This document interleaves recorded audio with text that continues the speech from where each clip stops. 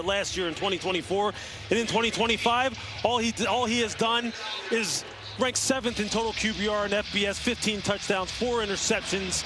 He is the alpha of this football team, and he's leading the way. And when game day's in town, feels like it's all about the home team, and Chris Budden, Mizzou, just fine with that. Yeah, Eli Drinkowitz didn't watch a second of College Game Day. He's like, we're the sideshow. They don't even want to talk to me.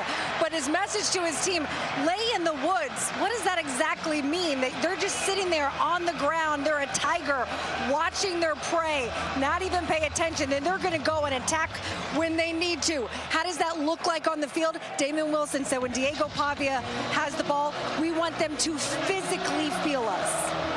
Well, Lewis, you said all week, this is a game that could be wrecked by either team's pair of defensive ends. Yeah, these guys have got hunters, man, on both sides of the football. For Vanderbilt, you'll get to see theirs first. Miles Capers, Corday Sidnor. They're just absolute pterodactyls out there, the way they rush the passer. And then when Missouri is out there on defense, you're talking about Zion Young, Damon Wilson II. This is fun, folks. There are big-time players all over the football field. Mizzou did not want Diego Pavia to touch the ball first. They won the toss, and they took the ball. They want it in the hands of Bo Pribula as we take a look at today's Player Spotlight, brought to you by Cintas. And let's take a look at the Mizzou QB. The 7 interceptions, certainly a concern, but 70% completion. Yeah, look, he is someone that they need to continue to kind of bring along here. Bo Pribula has not played a whole lot of football. He wasn't a regular starter at Penn State before he transfers to Missouri. This is a run-centric, zone-blocking scheme-centric offense that really features the play action. And when he is on it, and he is feeling good and in rhythm, he is a dynamite dual-threat quarterback. They want the screen to start. Incomplete. Disrupted. Kevin Coleman was hoping for a tunnel to open, but Randon Fentonet came off the edge, and Randon Fentonet's blitz seemed to disturb Pribula's rhythm. Look, that's something you're going to see a lot of here today. Defensive coordinator Steve Gregory wants to put the pressure on this young quarterback, wants to see if he has answers for the multiple blitz packages that they use, and you can see it right now. Just look at all the defenders up on the line of scrimmage, making young Bo Pribula try and figure it out. They'll run it with Ahmad Hardy, and he is a true workhorse bell cow running back. He picks up 3, so an early 3rd down and 7 for a Missouri offense that has been outstanding this year on 3rd down. Top 10 in the country. This is where they want Missouri's offense, though, Bob. They want to make Bo prove that in the drop-back passing game on 3rd and 5+, that he can read the coverages pre-snap, adjust post-snap, and find the right receiver.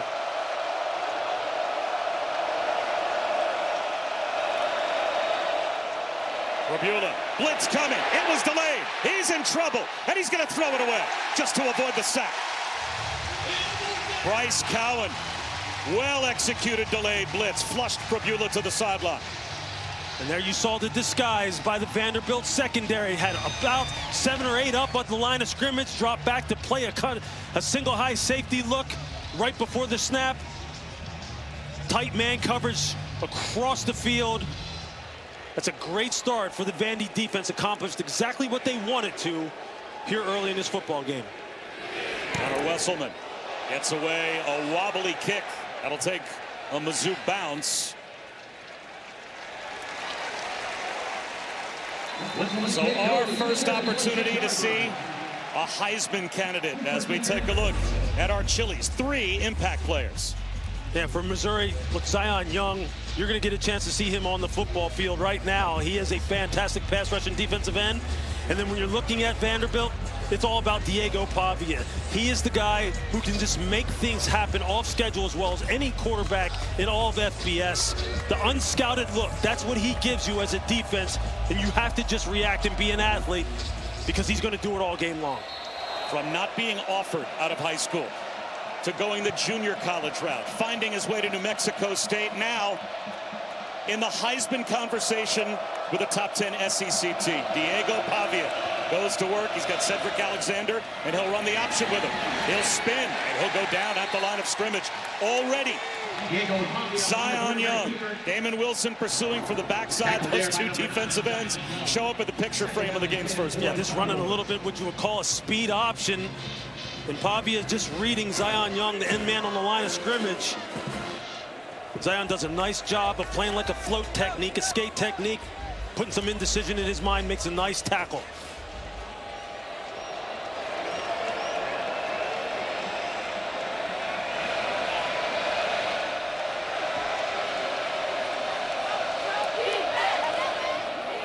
They'll hand it off on 2nd down and 10.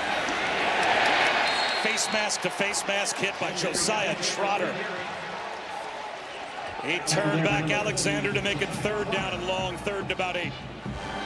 There you just see the strength at the point of attack here. Just look at the defensive end. Watch Zion Young and then watch Trotter come over the top. Watch him reset the line of scrimmage. Right there, you got to hold the point and just make the running back indecisive in terms of where the running lane is. Let your linebackers flow inside out. Now here in this 3rd and long situation, what will Missouri dial up? The defensive ends. Keep an eye on number 8, number 9, Wilson and Young. This is where they have to affect the game. Speaking of number 9, that's an NFL tight end flexing out in Eli Stowers. Pavia avoids the rush, finds a crosser, 1st down. Richie Hoskins. Nice little shoulder dip to buy time by Pavia, and he picked up 12. Diego Pavia, he's just going to slip up inside of the pass rush from Damon Wilson at the top of the screen. There you see it. Keeps his eyes down the field, and Richie Hoskins is so good in the slot in the short and intermediate game. Quarterback-friendly wide receiver, catch and run, pick up the 1st.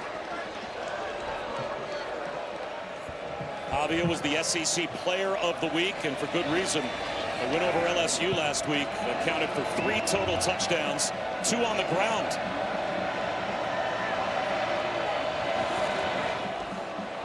He gives it to his roommate, Eli Stowers, the tight end, with the jet sweep to pick up 4 yards. That was his old quarterback competition at New Mexico State. That was Eli Stowers. He was a quarterback, hurt his shoulder, saw Pavia when they were both at New Mexico State. He was going to win the job, told the coaches. Obviously, Jerry Kill, I need to get on the field. Yeah, and he said they turned him into a tight end. Now he'll probably be a 1st-round pick as a tight end. Yeah, he is a dual threat as far as being able to block, carry the football out of the backfield on jet sweeps. As you see, he's just so skilled as a route runner.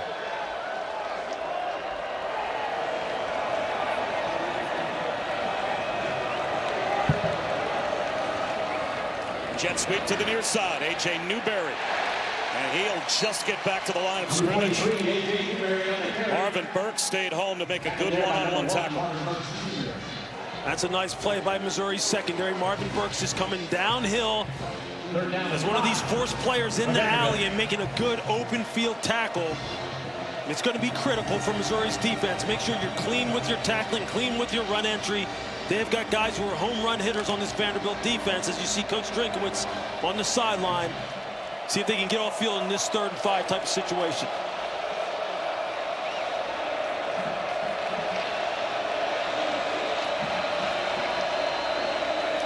Missouri rushes 4. Pavia, clean pocket to the sideline, broken up. Toriano Pride read it and knocked it away from Junior Sherrill. And it'll be a punt for Vanderbilt. Excellent one-on-one technique on the outside. Toriano Pride, you can see, he starts to open his hips thinking he's going to get taken upfield on a go route, but he's able to get that foot in the ground and just burst out of his pedal. And there you see, he just is able to rake the pocket of Junior Sherrill. Give the ball back to Boberbuel in the offense. That pass from Pavia did get through to Sherrill. Hounded, obviously, by Pride. Evan Coleman with a fair catch. Flag down on the far side of the field. And another flag throw.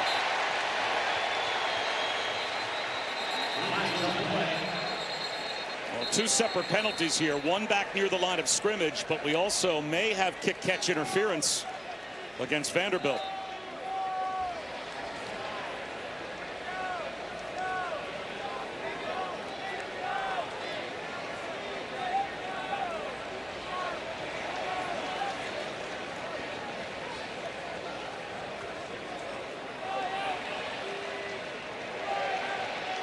Steve Marlowe is our referee today. And plenty to sort out here.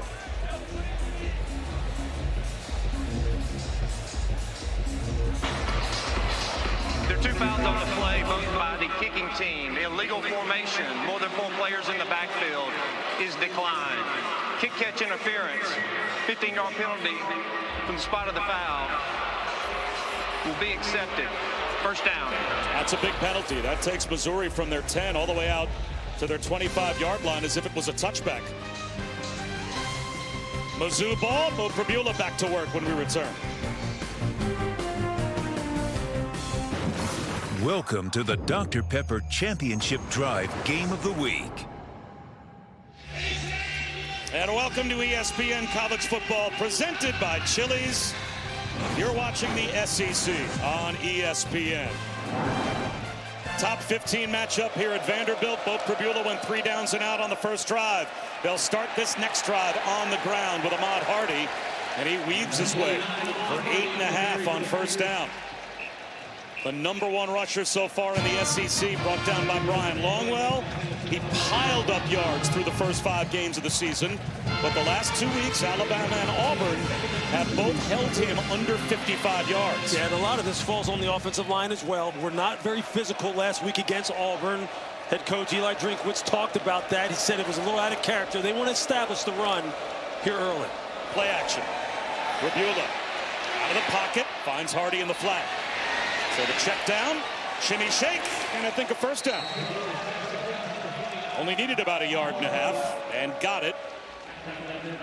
Is that the biggest key to the game, though? Getting that guy going, making sure you've got the run game so that they can lean on that. Yeah, this wide zone that everyone hears about at the NFL level all the time with the likes of San Francisco, the LA Rams, how they like to run this zone stretch scheme. This is what Missouri majors in. And off of it, you can really major in the play action passing game, and that's where Bo Pribula can really get going, and Ahmad Hardy's a big part of that. He has gassed people so far this season, although the past 2 weeks have been a little bit of a struggle, and they want to get him going so they can get the quarterback in a rhythm then. Pribula, long throw and a hookup. Good hit by Colby Taylor as he put a shoulder right into the back of Joshua Manning, but he held on. Only picked up 2 yards. But that's what you want to see from Pribula. You just want to see him delivering the football where it needs to be, putting it on the wide receivers so they can catch and run if necessary. And if you're Vanderbilt, you want to make sure you're getting guys on the ground. They have a physical secondary, long, angular corners that can really tackle. And they're going to be called on to do a lot of that today.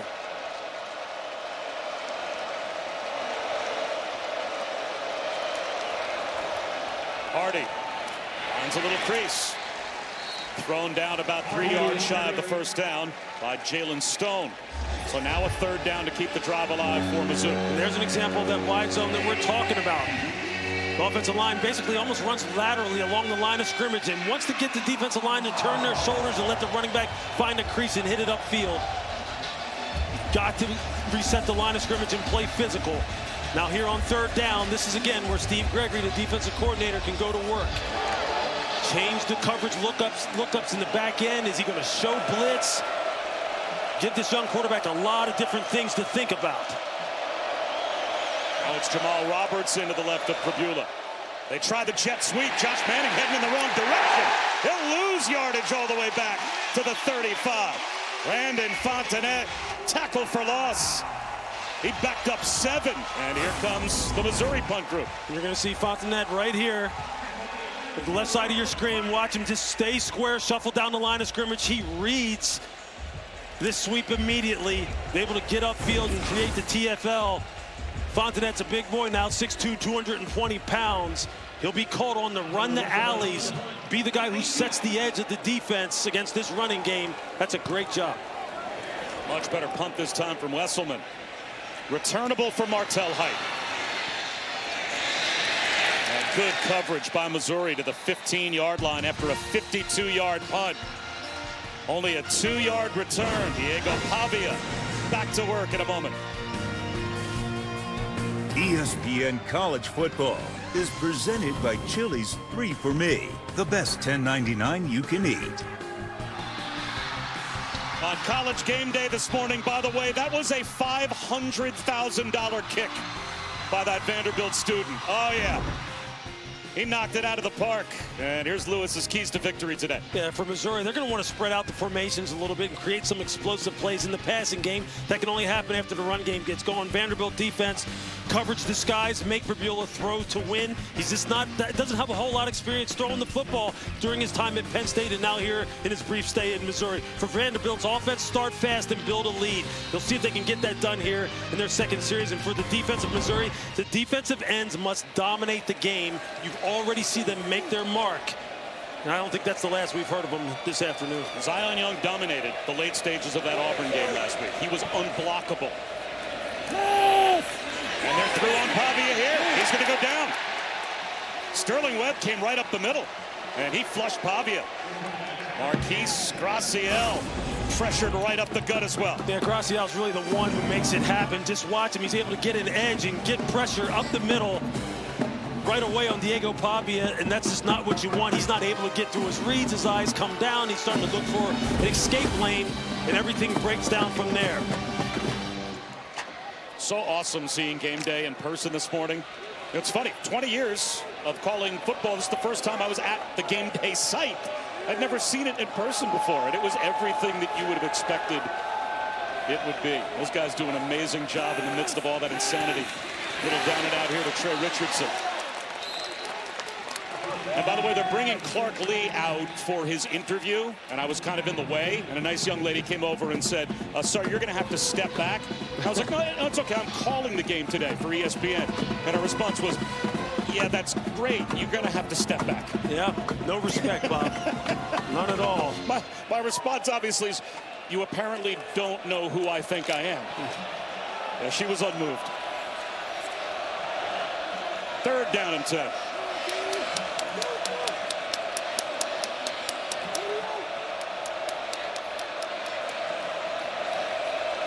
Stowers in motion.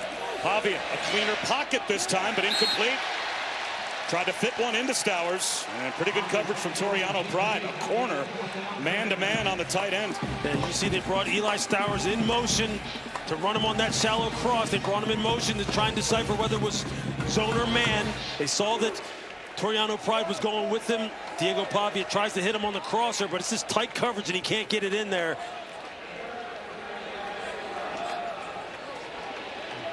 Tip your cap so far early in this football game to Missouri's defense. The defensive line really making their presence felt. Tight coverage, good tackling in the back end. And that's 2 stalled drives for Vanderbilt. That's a field position game early. Aber the punt. Kevin Coleman. Late fair catch signal. That's a pretty good punt from the goal line. As Haberer 48 yards with enough hang time to not allow a return. Here's a look at the National Championship Trophy presented by Dr. Pepper. We'll hand that out in January. Will one of these 2 teams be playing for it? Possibly. Because their odds to make it to the 12-team playoff, in case you're just joining us, very impacted by today's game. Missouri, 53%. Vanderbilt, 51% with a win, but you can see they both drop back significantly with a loss. So, and Lewis, being around these 2 teams, being in this town this weekend, it feels like a playoff game. Absolutely. They know what's at stake. They know that they're almost mirror images of one another, how they like to play. This is going to be a 60-minute game. Cut back for Ahmad Hardy. Tough to bring down. Yards after contact, 8 in all. Glenn Seabrooks, Brian Longwell finally combined on the stop. Yeah, Ahmad Hardy, you can just see just how tough he is after initial contact. This guy is a absolute load to bring down. Hardy again gets outside. He's got a 1st down and then some. 9 more for Ahmad Hardy. There, just the great vision to jump this ball outside the tackle. But just get to the second level then, where you can just weave through traffic and use that lower body balance and power. Coming into this weekend, 3rd in the FBS in rushing yards. And this football team, one of the best rushing football teams in all of college football. Trying to get this big offensive line to go to work.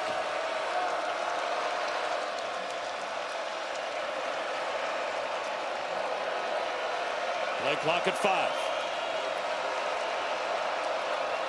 Hardy again. Nothing that time. Nick Rinaldi, a former walk-on, came up and popped him near the line of scrimmage. And it is strength on strength. Rush offense against rush defense when Mizzou has the ball. Absolutely. It's a battle at the line of scrimmage. I mean, we all know that coming into this football game, both coaching staffs know it, and they both acknowledged it. It's going to be about gap control, hat in hands, playing on the other side of the line of scrimmage, depending upon if you're on offense and defense, and then good, solid, open field tackling. And you can see Jamal Roberts now in the game as the tailback Pribula to throw. Under pressure, avoids a sack, heaves it to the sideline. Did he get it to the line of scrimmage? I'm not sure. This might be intentional grounding.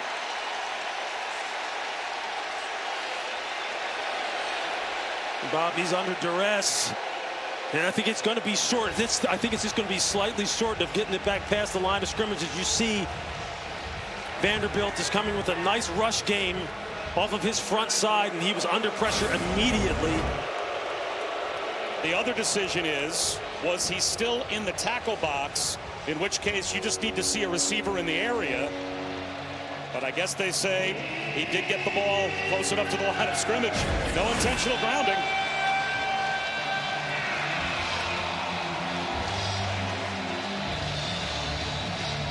Again, Missouri finding themselves in these third and long type of situations where this crowd gets a little amped up. And defensive coordinator Steve Gregory can go into his bag of tricks. He's trained under some of the very best. Think Brian Flores when he's with the Miami Dolphins in that zero blitz scheme that they run. Just look at all the defenders up at the line of scrimmage right now. 3rd and 10. The rush gets through.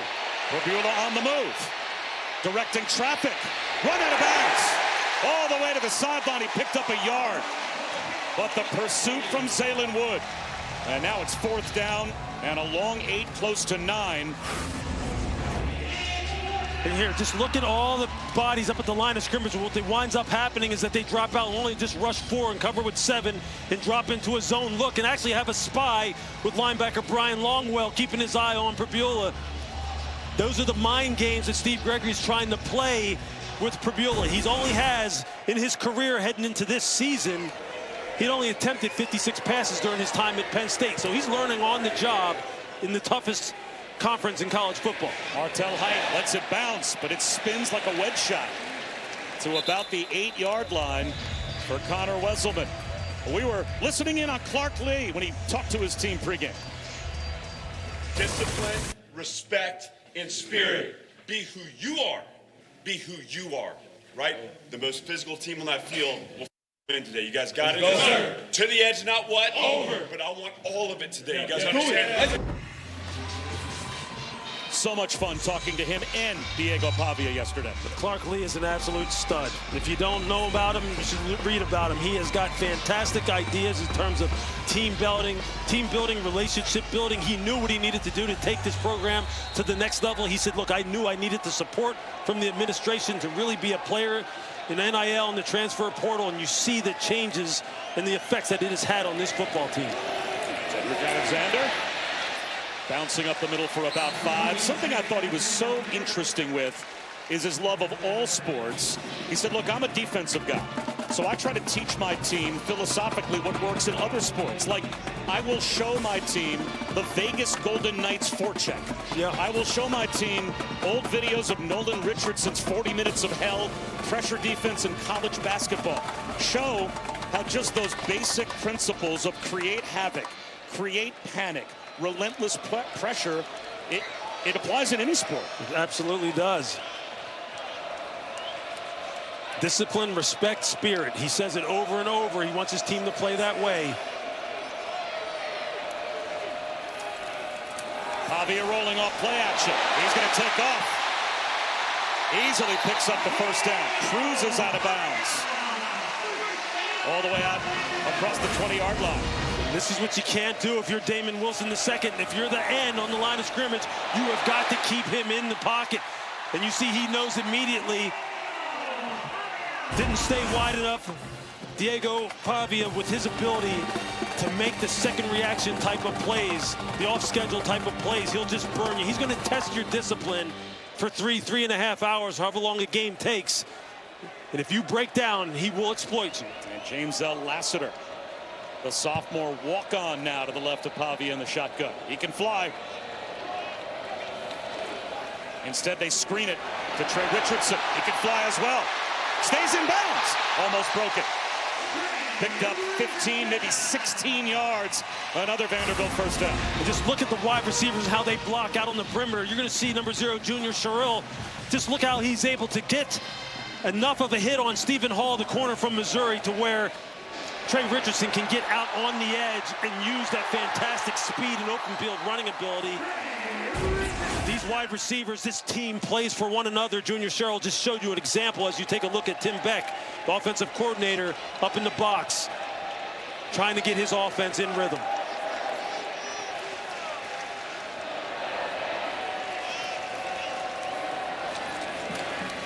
That's McKylan Young. And N.K. Young picks up 4. Looks like that will take us down to the end of the first quarter. It feels like a playoff game here in Nashville. And we'll come back scoreless after 1. This is the Dr. Pepper Championship Drive Game of the Week.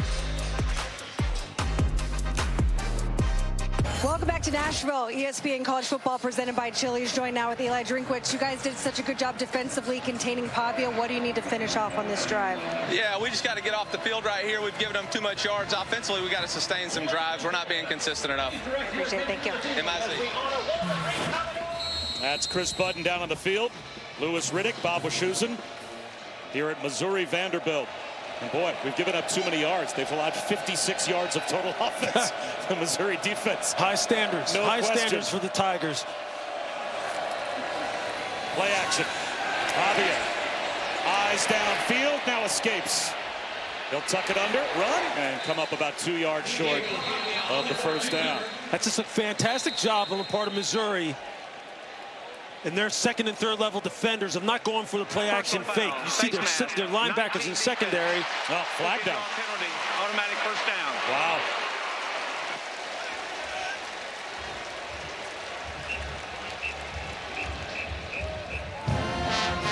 So away from the play, it looks like there was a face mask grabbed that cost Missouri 15 and a first down. It's defensive end Darius Smith. He was getting double teamed as he was trying to rush off the edge. And just got his hand up in the face mask of the offensive tackle. You're going to see him here at the bottom of the screen. I mean, he's just battling, trying to get the big guys off of him. You see the left hand right there in the corner as he just takes it and just yanks the face mask of Isaiah Glass. That's a huge penalty. Instead of third down and short, first down and plus territory. And Pavia, a little check down. And there is Stowers making his first impact play. Another Doors first down. There's Diego Pavia with his eyes and his ability to read defenders on this RPO type of action and then just find Eli Stowers just settling into a zone hole. His eyes really influenced Josiah Trotter, the linebacker, to take a step down the line of scrimmage, thought he was going to hand it off and there was going to be a run play. He just pulls it and throws it, picks up the first. I mean, that's the problem that Pavia really presents to you. He's in full command of this offense. And when he is going at a high rate, he is tough to stop. 2 tight ends. And it's a trick play that somehow found its way to Trey Richardson. Oh, that was dangerous as could be for Vanderbilt. That could have been an intercepted pitch on what looked to be an end around. Watch Zion Young. He almost had dreams of right here taking that thing about 75 yards. They got away with one there. As you see, Cedric Alexander almost makes a critical mistake. Now you're sitting here at second and long. I don't know if those are the kind of things you want to try too often against a defense as disciplined as Missouri's. And now you're behind the sticks. Pavia off play action. He's got a one-on-one. Incomplete. Toriano Pride walled off Junior Sherrill. Now it's third down and 10. Textbook man-to-man coverage by Toriano Pride. Just watch the feet at the line of scrimmage. He never opens his hips. He just does what they call a soft motor technique. Just give some ground off the line of scrimmage and then lean into the wide receiver, press him into the boundary. Junior Sherrill's the guy who's made nothing but plays for this big play Vanderbilt offense, but not today. And now you're sitting here at third and long. in the high red zone at the plus 24-yard line. And this is where the defensive line has to go to work for Missouri.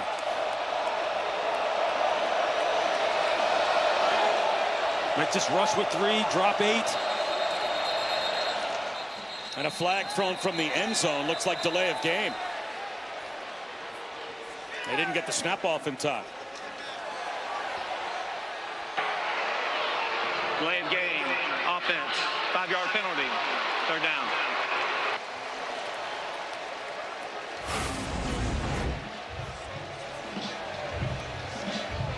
See the clock winding down there. Clearly it's at 0 before the ball is snapped. Oftentimes you hear about that beat that the team will get, right? A coach or the end zone official looks at the play clock, sees it go to 0, and then his eyes shift. You see Clark Lee arguing the call.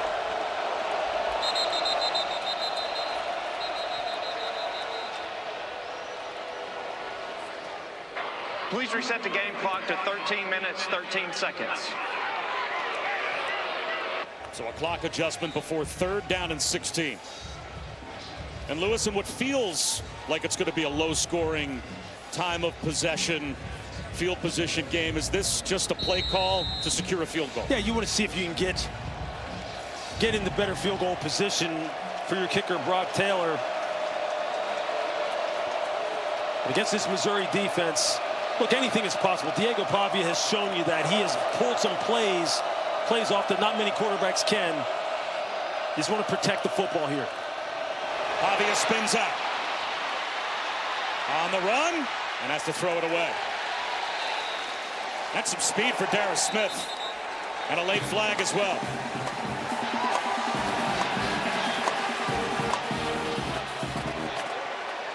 And you see this game is getting chippy already. This Missouri defensive line, they're feeling it right now. Really rushing the passer with a lot of ferocity.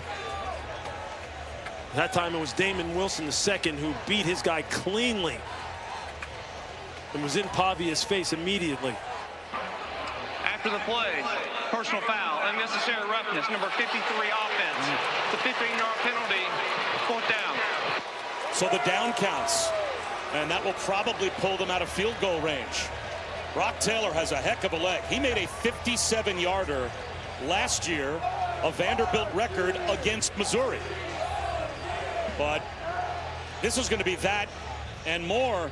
It looks like, let's see where they spot the ball after a 15-yard foul is enforced.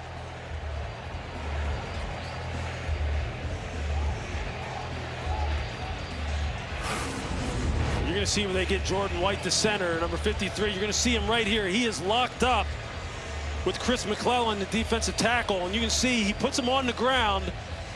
As McClellan loses his balance, and then he goes in and wants to give him a little bit extra.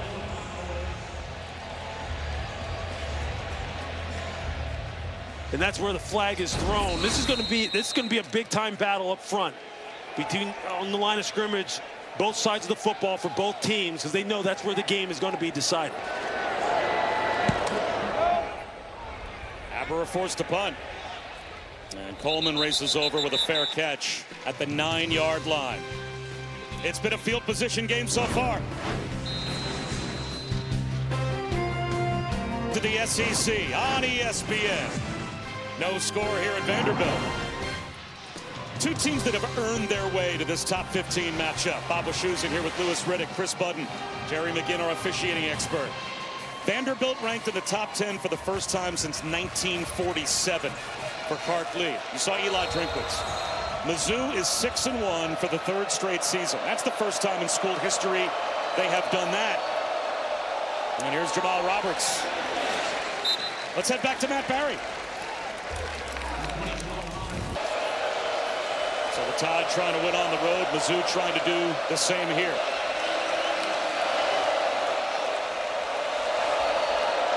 And in Fontanet, might be bringing a blitz off the edge. He hangs in no man's land, and that allows time for Bo Pribula to find Marquise Johnson for a 1st down. It's a nice job of Pribula just staying patient and allowing Marquise Johnson to just uncover behind that hook curl defender. And you see he just throws it right in behind Miles Capers, one of the pass rushing specialists for this Vanderbilt defense. Pick up the first down, continue to move the chains. Plenty of time on the play clock. And Prabula might be changing the play with 7 to get it off. Throws one outside. And a modest gain to Joshua Manning. Now, not only 6-1 for 3 straight years now for Mizzou, but they have back-to-back 10-win seasons the last 2 years, and yet they were unranked to start the year. You have to go back to 1984 in Georgia, the last time an SEC team had back-to-back 10-win seasons, and following that wasn't ranked in the preseason. And normally in this league, if you have back-to-back 10-win seasons, you're a top 15 team next year. Don't think Missouri's not using that as fuel. They know that they're being disrespected. They want to show they're one of the better teams in the country. Bull rush for Roberts to pick up the first down, and they played that way so far. Absolutely. And they have a nice 1-2 punch now at running back. It isn't all Ahmad Hardy. Jamal Roberts is a load himself at 6 foot, 212 pounds, and he has got home run speed. Screen, Kevin Coleman Jr. gets loose down the sideline. Let's see where he stepped out. Right at the line to gain. Should be another Tigers first down. And that's what Kevin Coleman Jr. does. He is the slot player. He is the catch and run player. Wide receiver screens, wide receiver shallows, and he is as quick as a video game. And if you are not secure with your tackling fundamentals and you are not sound, he will make you look silly.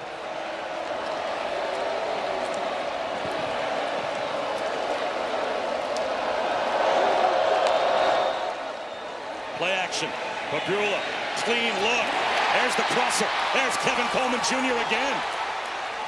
Another video game bounce around inside the 35 to the 34 of Vanderbilt. And this is how the play action passing game works. Watch the second level defenders. Watch them all take 2 steps forward off of this play action look. And look at the window it opens. Just as clear as day. As a quarterback, that's exactly what you want. As a play caller, that's how you draw it up. That's how you get your quarterback settled in with easy completions. And right now, Missouri's kind of putting some plays together. They've got Vanderbilt on their heels. Kevin Coleman Jr. was at Mississippi State last year. Toriano Pride recruited him after the game to Mizzou. Here's Roberts into the secondary. No, lost his footing. That wide zone, the zone stretch, just looking for a crease to get to the second level and then just start to slash and slice up the defense. And you can see this offensive line looks much different this week than it did last week against Auburn. They're coming off the line with much more authority, getting some movement at the point of attack. If you're Vanderbilt right now, you're saying to one another in the huddle, we've got to shut down this run game because it's starting to trickle into this play-action passing game, and that's exactly what you don't want. Jamal Roberts stays in as the primary tailback. Prabula, nice fake. Norfleet. He might be an NFL tight end. He shows up for the first time, and C.J. Hurd brought him down short of a first down. It'll be 3rd down and 2. And that's the natural play call off the wide zone. Then just run the boot pass, try to get the pass, get the ball to Norfleet, who is a fantastic tight end. You're right, Bob. But just a good open field tackle by C.J. Hurd. Now you're sitting here in 3rd and short. This is where you want to be if you're Missouri, because you've got a dual threat quarterback in Prabula who can pick up first downs with his legs. Throw for 3 on 3rd down. Prabula fakes the toss. Did he get there? It looks like he did. First down. Quarterback run, and a designed run at that. Langston Patterson, Brian Longwell sandwiched Prabula, but he moves the chains. And it's just a nice job of them going tackle over, running a little unbalanced line look, bringing over Caden Green, the left tackle, to the right side. So in effect, they had 3 offensive linemen to the right of the center, and they just lean on all that mass to just get movement at the point of attack, and Prabula sticks it up in there for a first down. 10th play of the drive. Tight formation. Roberts. It's tough to bring down. He's number 11 in the SEC in rushing yards, as the backup to Ahmad Hardy, who's number 1. So that tandem, it's the best tandem in the SEC. The only other running back tandem in college football coming into this week that average more yards per game, Jeremiah Love and Jadarian Price at Notre Dame. This is the number 2 running back tandem in football. Yeah, they've given teams some problems now with this 2 tight end, 12 personnel that they have on the football field right now. They have really run the football effectively. It's Roberts in motion. Pabula fakes it to him, turns the corner, flag down. Pabula inside the 5, looking for the end zone. He's short down to the 1, but a flag back at the line of scrimmage. Personal foul, tripping, 56 offense. 15-yard penalty, second down. Wow, a personal foul against Vanderbilt pushed them out of field goal range. This is a very big call on Dominic Giudice, the left guard for Mizzou. You're going to see him. He's going to try and cut that 2 technique. The defensive tackle is lined up right over his nose. And as he misses him, he then swings his leg up in the air, trying to get Glenn Seabrooks III on the ground. You're going to see it right here. He tries to cut him and cut him off. You see the right leg come up in the air. And Jerry McGinn is our officiating expert. Jerry, there might be some folks at home saying, well, he didn't trip him. The player didn't fall. Does that not matter? No, it doesn't matter at all. He lifted his leg up. He was trying to trip him. That was a very good call by the referee. So Pabula to the sideline, and there, the first time we see the freshman, Donovan Olubade, who you, Lewis, had your eyes on all week when you watched this Mizzou offense. He's a good-looking freshman. This kid's a freaking stud. He is a stud. Olubade is the truth now. He is big. He's got a great catch radius. In crunch time, they have gone to him the past 2 weeks because of his one-on-one ability. And he is going to play a big role in this football game here today. 3rd down and 12.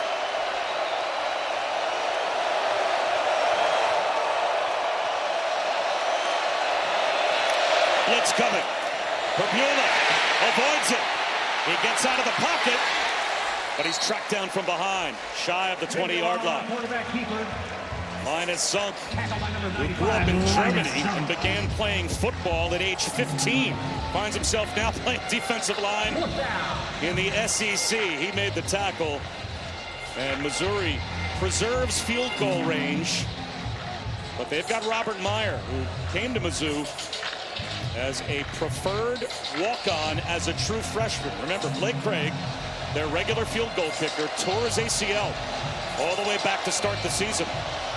So this is a true freshman who missed one in overtime last week, forcing a second overtime. But he doesn't miss here. The first points of the game belong to Missouri. They've got the lead. The Taco Bell Live Ma student section filling up early today, trust us. And these guys have been awake for a long time. Only one student section can claim the title of Live Ma student section of the year. Who will take home the trophy this year? A lot of those students, you can see some of them are wearing the Home Depot helmets from game day. They started to line up for game day, I was told, at noon yesterday. Hey, that's yesterday. That's dedication, man. That's dedication. This is a big-time game. They realize they're in the midst of a big-time season. They're going to absolutely take advantage of everything. Return for Trey Richardson. Out to the 25-yard line. So after a 7-minute and 48-second Missouri drive, Vanderbilt and Diego Pavia have it back. To view today's playbook, brought to you by Flyhouse. Yeah, this Missouri defensive line, starting with Zion Young. We said that they had to affect this football game, both in the run game and the pass game. You see Zion Young right there just making the play in space. And then just watch the pass rushing tandem of Marquise Gracial and Sterling Webb. Gracial gets the penetration. Sterling Webb does a nice counter out of his initial pass rush and gets the sack or tackle for a loss. They're going to have to continue to do that here today to keep this high-powered Vandy offense in check. It's been a while since we saw the Vanderbilt offense. A nearly 8-minute drive for Missouri for a field goal to give them the early lead. Pavia.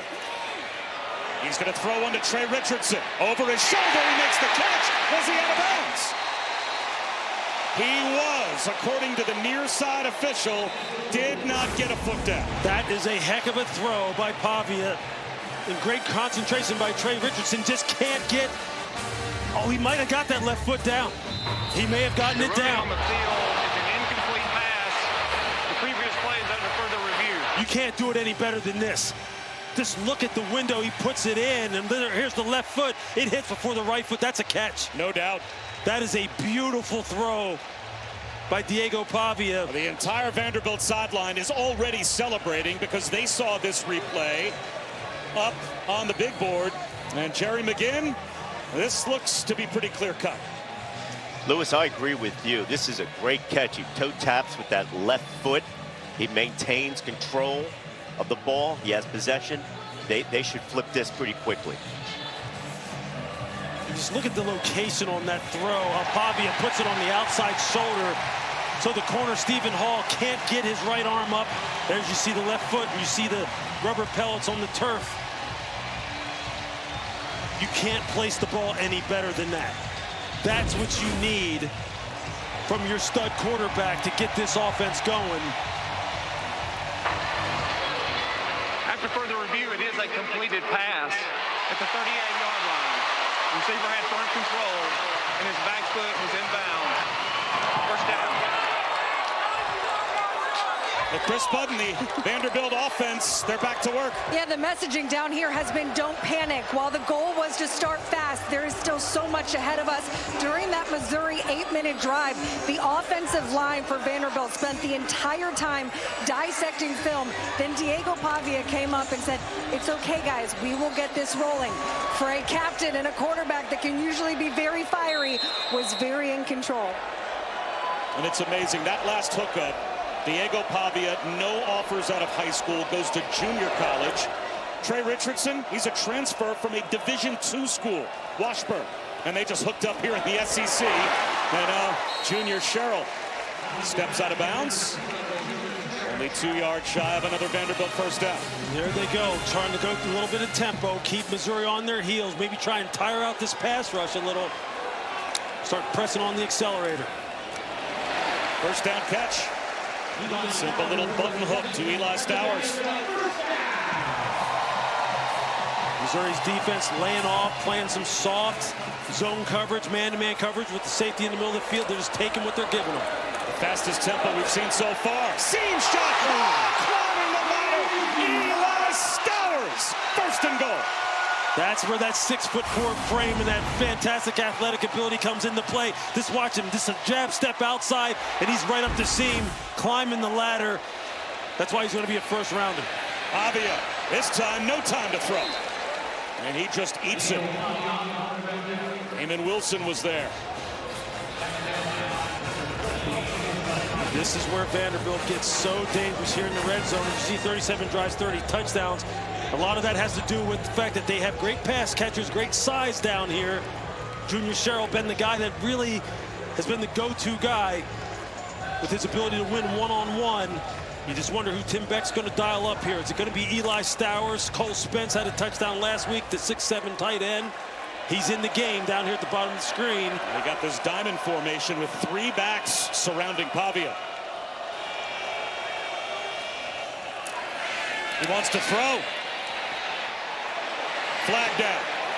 Pavia. A little juke at the 5. Pavia gets a block. If this one's coming back, it's a shame because it's a touchdown. There are flags everywhere. 3 separate flags thrown on the play. Yeah, I think this is coming back. I think the first flag is going to be on Bryce Henderson, the right tackle. Well, as the play-by-play guy, I object. That would have been a fun play to call. He's a fun player to watch. You see, even on plays you know are coming back. You see, initially he was trying to go to his guy, Junior Sherrill, at the top of the screen one-on-one, and he was locked down, and then it just turned into a backyard play, which Pavia is just so good at. We've got 3 flags and a hat on the field, so there's a lot to sort out. Both on the offense. Holding 55. Offense is declined. Holding. Offense number 0 is accepted. 10-yard penalty. Second down. So Junior Sherrill, the wide receiver, is the accepted hold.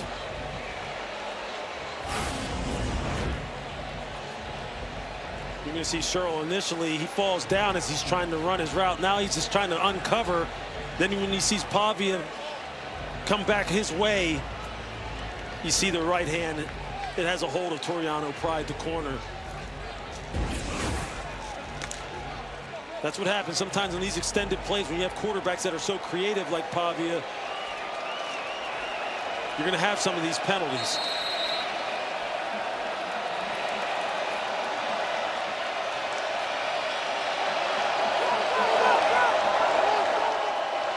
It's 2nd and goal, but all the way back out at the 18-yard line.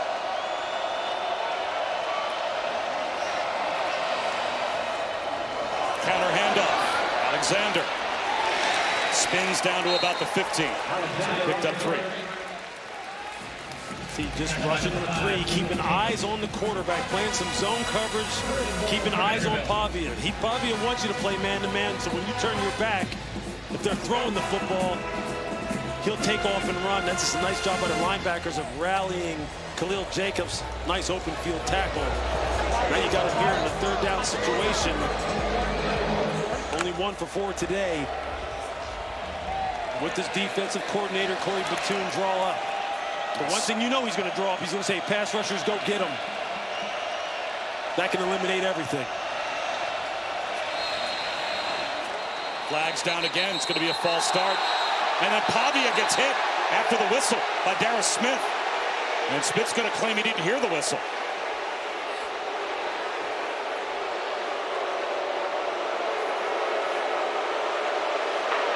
Before the snap, false start.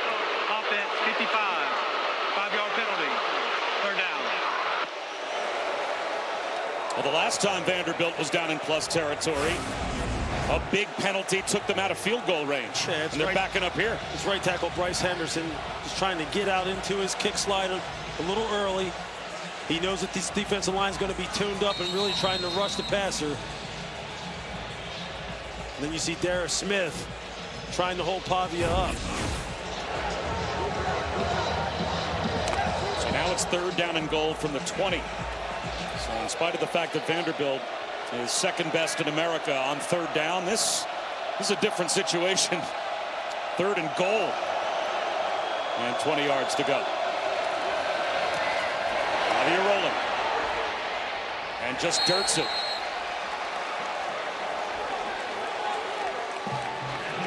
It's a frustrating series for Vanderbilt. The way they move the football down the field, put a little tempo in, really got some things going, and then kind of had some self-inflicted penalties and just start going backwards. Give Missouri defense credit as well. As much as Missouri's kicking game has been obviously in flux since opening day, Brock Taylor has been rock solid for Vanderbilt. He has made 17 consecutive kicks, this one from 38. And we're tied. And that takes us right down to the 2-minute timeout. 3-3, 2 minutes before halftime in this top 15 matchup here in Nashville. I'm Matt Barry. Coming up, the Lexus halftime report. Alabama's caught in a tight one on the road against South Carolina. We'll have highlights of that. Plus, Ole Miss goes on the road against Oklahoma, saves their season. And Texas and Arch, they are at Mississippi State. They are all tied up. Wild afternoon in the SEC. We'll have highlights coming up. Well, when is it not a wild afternoon in the SEC? I mean, it is down to the wire football week after week, game after game. Parity reigns supreme now in college football. That's exactly the way you should want it as a viewer. It lands off the foot of Taylor about 5 yards deep in the end zone. Tied at 3. 2 minutes to go in the first half. A 7-minute and 48-second time drive for Missouri that produced the field goal that got them on the board. And then Vanderbilt answered, but penalties take them from an inside the 10-yard line goal-to-go situation, Lewis, to having to kick a relatively long field goal themselves. Yeah, they really did hurt themselves. They started to use some tempo, as we had mentioned, find the rhythm. And now defensively, Missouri has started to find some rhythm. Vanderbilt has to find a way to kind of shut this down. Direct snap to Kevin Coleman. And he faked the end around to Prabula, and he's down the sideline. Coleman stays in bounds. Hit from behind hard, but he is almost to the 40-yard line of Vanderbilt. Brian Longwell finally made the stop. You just see Vanderbilt is just soft on the edge. They don't have any run support. As you can see, The nickel defender, Brandon Fontenette, never comes up and really sets the edge, and they are out the gate. Jamal Roberts into a pile of the 40 for a gain of 1. You have got to be sound in terms of your run force principles when you're playing this Missouri offense. It is not by accident that this team came into this week averaging almost 245 yards per game rushing the football, which is #1 in the SEC, top 10 in college football. You have got to be on it. And Eli Drinkwitz's team not rushing. They have all 3 timeouts. It's Brett Norfleet in motion. Rabula underneath. Coleman makes the catch. See if a timeout is spent here. Eli Drinkwitz not coming down the sideline with any sense of urgency. It'll be 3rd down. Rabula has hit on 7 straight completions. And with 55 seconds to go, 3rd and 4.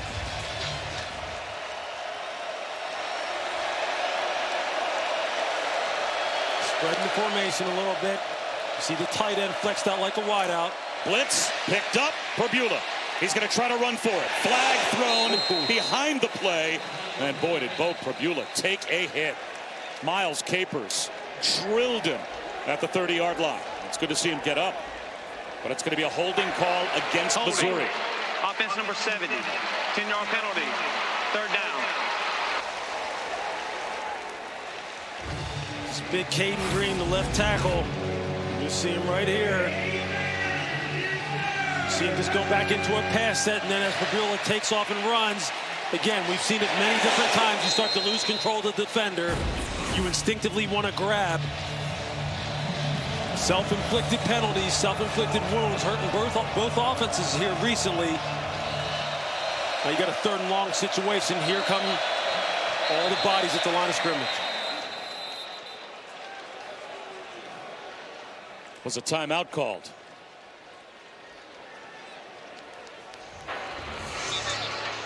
Timeout Vanderbilt. The first of the half. 30-second timeout. Please reset the game clock to 34 seconds. 3-4.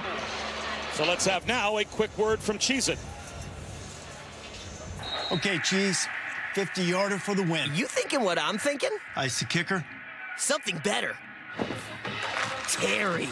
Didn't you just get hired? Dude entered the portal and came out a legend. Want it, need it, Cheez-It. 2 high-scoring offenses, but 2 really good defenses. And so far, Bob Wischusen, Louis Riddick, Chris Budden with us as well. Not really to your surprise, the defenses have won out so far. No, you're not. Look, Missouri really does dominate the line of scrimmage defensively. You see how fast and how physical their defenders are up front, and they can put a lot of pressure on the quarterback, and Pavi is feeling that right now. But for Vanderbilt, it's all about deception, right? I mean, they give you so many different looks. I mean, they're physical in their own right, don't get me wrong. But they can present a lot of problems as you take a look at Steve Gregory, the defensive coordinator, and his tremendous background that he has both as a player and as a coach now. Prabula's having to figure it all out on the run. No flag. Looked like an early start. Prabula launches one to the sideline and missed Kevin Coleman. And they are not in field goal range. Nick Rinaldi with some pressure. And then there again, they have 6 up on the line of scrimmage, and they drop out and just rush 4. And then Prabula trying to escape out right outside the pocket and see if he can find an open receiver down the field. Again, think about it with Bo Prabula. Had only attempted 56 passes during his time at Penn State before he transferred here to Missouri. And he's playing in the SEC, and he acknowledged the fact that every game is a learning experience for him in the best conference in college football. Artel Height, fair catch inside the 10-yard line. Only 22 seconds left before halftime. For 20 years, Allstate has celebrated every field goal and extra point made at participating universities by donating the university's athletic scholarship fund, supporting all student athletes. Thank you to Allstate. Well, Vanderbilt starts the 3rd quarter with the ball. So I can't imagine this is going to be much other than just putting it here in the freezer, Lewis, and getting this game to halftime tied at 3. Yeah, protecting the football. Do not give Missouri any kind of extra opportunities here in a game that's going to really be a 1-score game more than likely when it's all said and done. The defense is really playing well here today. The offenses have had their moments, You see Pavia just going to take a knee and go into this locker room and come back out. Unless Missouri calls timeout, they've got 3, but they are not going to use either of them. So it will be a 3-3 tie at halftime. Again, a top 15 matchup. And what you would expect in the SEC, nip and tuck between Missouri and Vanderbilt. Let's head down to Chris. Coach, those last 2 possessions, you've been able to move the ball, but didn't come away with touchdowns. What do you need cleaned up in the second half? Well, the penalties have killed us. Obviously, we were set up for points, and then we got, a couple penalties there on the second to last drive. We'll be okay. We just got to be patient with our offense. We got to get back to it here. We'll have a possession coming out in the second half. That'll be a big one. Defensively, what have you guys done that have given Missouri some fits? Well, I mean, I've liked the way we played. I think we played well on third down. Obviously, a couple of chunk runs there that we've downed, but there at the end of half, I would have liked to have seen us, pin them, get them to punt a little earlier. But I'm pleased with the performance. It's going to take that from here on out to win the game. I appreciate it. Thank you. Thank you. Exactly the even-tempered answers that you would expect from Clark Lee. Tied at 3, halftime here at Vanderbilt. Time for the halftime report. Joey Galloway and E.J. Manuel standing by with Matt Barry. Welcome back to the Dr. Pepper Championship Drive Game of the Week. Welcome back to ESPN College Football presented by Chili's. You're watching the SEC on ESPN. Tied at 3. Start of the third quarter. A top 15 matchup between Vanderbilt and Missouri. Now Missouri won the toss and took the football. So it will be Vanderbilt that will start the third quarter with the ball. And we'll see if either of these 2 offenses can flip a switch and score some points. Bob Wischusen, Lewis Riddick, Chris Button. It's been tough sledding against these 2 defenses. Of course, it's 2 defenses, neither of which, Lewis, allows more than 20 points a game. Yeah, look, I mean, it's not that much of a shock. Vanderbilt started to show some life as far as when they went to the tempo here before the end of the first half. Missouri just got to come out and run the football like they were, continue to work the play-action passing game. And Trey Richardson doesn't get much on the return. All right, offensive adjustments to try and move the ball and score some points for both of these teams against 2 defenses that played very well in the first half. Yeah, I think if you're Vanderbilt right now, Clark Lee alluded to it before the end of the first half. He said, look, they got to stop hurting themselves. They went to some tempo. They really started to hit some plays. And Pavia looked like he was really starting to settle into a groove. If you're Missouri, you want to continue to run the football. Really use that 2-headed monster at the running back position. And then let Bo Previola just execute the play-action passing game, sprinkle in some runs. This is going to come down to the last possession. These are 2 good football teams that are very evenly matched. Pavia hands one up the middle to Cedric Alexander. We go down to Chris. Spoke with Eli Drinkwitz coming out of the locker room. He said, we've been in this situation so many times. We just have to be able to stay true to ourselves offensively. Have to be able to sustain drives and get in the open space. Feels like Vanderbilt has not been able to tackle them in space. He said, on this drive, I really like what our ability has been able to do to limit the run game. But if they get back into tempo, we need to not panic. When they went up tempo, it seemed like that was when Vanderbilt had their most success offensively. They're grinding the play clock down here. Again, Cedric Alexander. He is planted. Sterling Webb and Josiah Trotter, who hits like his dad used to. Look, Jeremiah Trotter was an absolute beast during his time with the Philadelphia Eagles. We were on the same flight down here from Philadelphia to Nashville, and you can see Jeremiah Trotter there. He was an absolute stud, and his son is a chip off the old block. This young man plays the game with tremendous instincts, great hitting ability. You saw it right there. He has really had a nice season so far for Missouri. Both teams have struggled on third down. Only 1 third down conversion apiece. They flex out Stowers. Empty backfield for Pavia. 5-man rush. Tipped ball. Intercepted. Picked off by Damon Wilson off the deflected Pavia pass. Did it pop back out at the end? There's a scramble for the ball. I'm not sure if Wilson didn't cough it up before he went down.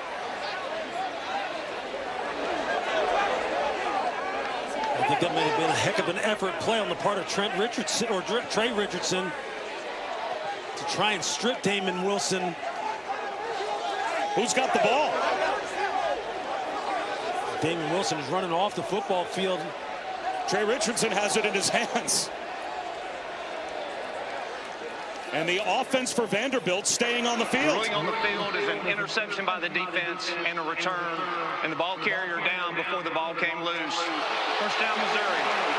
That gives Missouri the ball off the first giveaway. You're going to see Damon Wilson there as Trey Richardson comes in with the perfect strip technique. They're saying he was down before the ball came out. Knee is on the ground. Looks like the left knee is on the ground. The previous play is under further review. Now, if they were to rule that a fumble, they would also have to rule that Trey Richardson had clear recovery. You see, it was a very quick pileup. Not sure you're going to be able to see him recover the football cleanly. That's very close. At least in terms of it being a fumble. Yeah. But the recovery becomes an issue as well if they call him down. There's the ball right at the hip of Trey Richardson. All right, Jerry McGinn, we're going to leave this to you and let you diagnose it. See if you think Vanderbilt has a case here to have the football. They do have a case, but the ruling on the field was that the defender was down with possession with the ball. So with that in mind, replay's they're going to need indisputable video evidence, which I really, it's extremely too close to say one way or the other. They're going to have to leave it as Missouri's ball. And Jerry, again, wouldn't they need two pieces of indisputable evidence? A, the fumble, and B, because they called him down, clear recovery to even give the ball to Vanderbilt? That is correct. Yes. So that's a lot. Yeah, it's a lot. It's a lot to overcome for Vanderbilt. This is going to stand. They're going to uphold the call on the field. You're in a scrum there. You can't tell who has the ball. Yep. Lewis, you said it, the perfect strip technique for Trey Richardson had that been ruled a fumble. It sure was. It sure was. But backing it up even further, that's just what you expect from this Missouri defense and this defensive line. Chris McClellan with the batted pass, and then Damon Wilson just continuing to run to the football and break on the throw. He finds himself in the right place at the right time. Comes down hard on that left shoulder when he got up after that play. He was moving around his upper body. You can see he falls hard on his left arm as he tries to brace for contact right there. Is the ball out, first of all? And second of all, can you say indisputably it's clear recovery by Trey Richardson? You can make a case for both. And that might be why this is taking so long. This is a long conversation as they continue to look at different angles of this play. And this is the type of play in a 3-3 game that might flip everything. It just doesn't look indisputable, though. Let's see.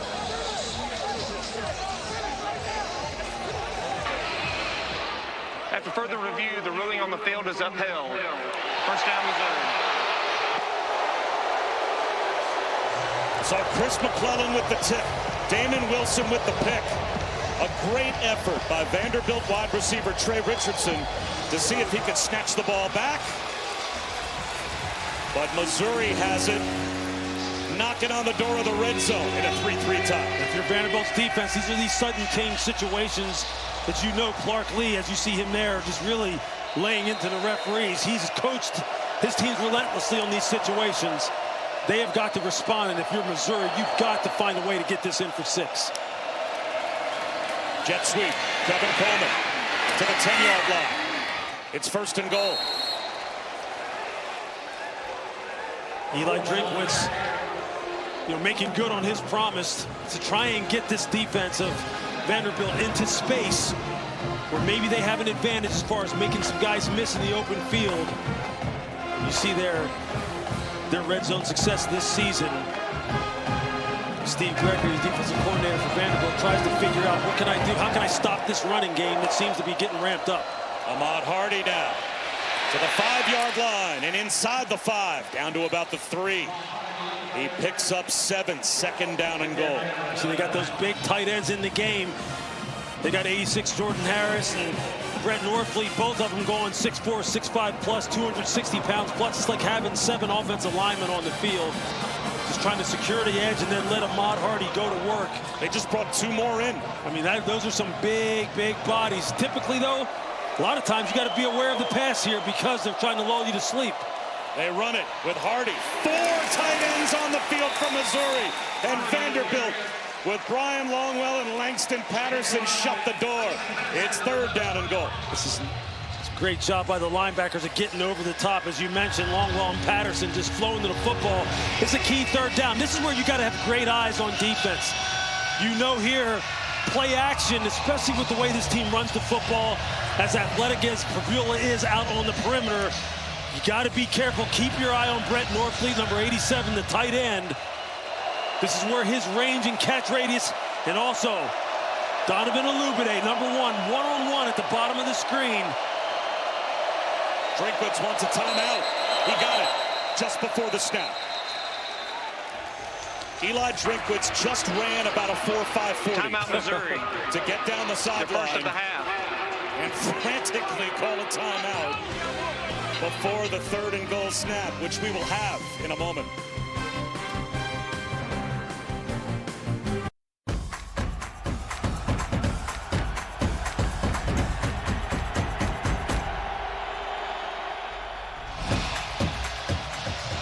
Down and goal after the timeout. 11:27 to go, 3rd quarter, a 3-3 tie here at Vanderbilt in this matchup of top 15 teams. And now, after the timeout, Donovan Olubide on the opposite side of the field from where he was a moment ago. Got to keep an eye on him.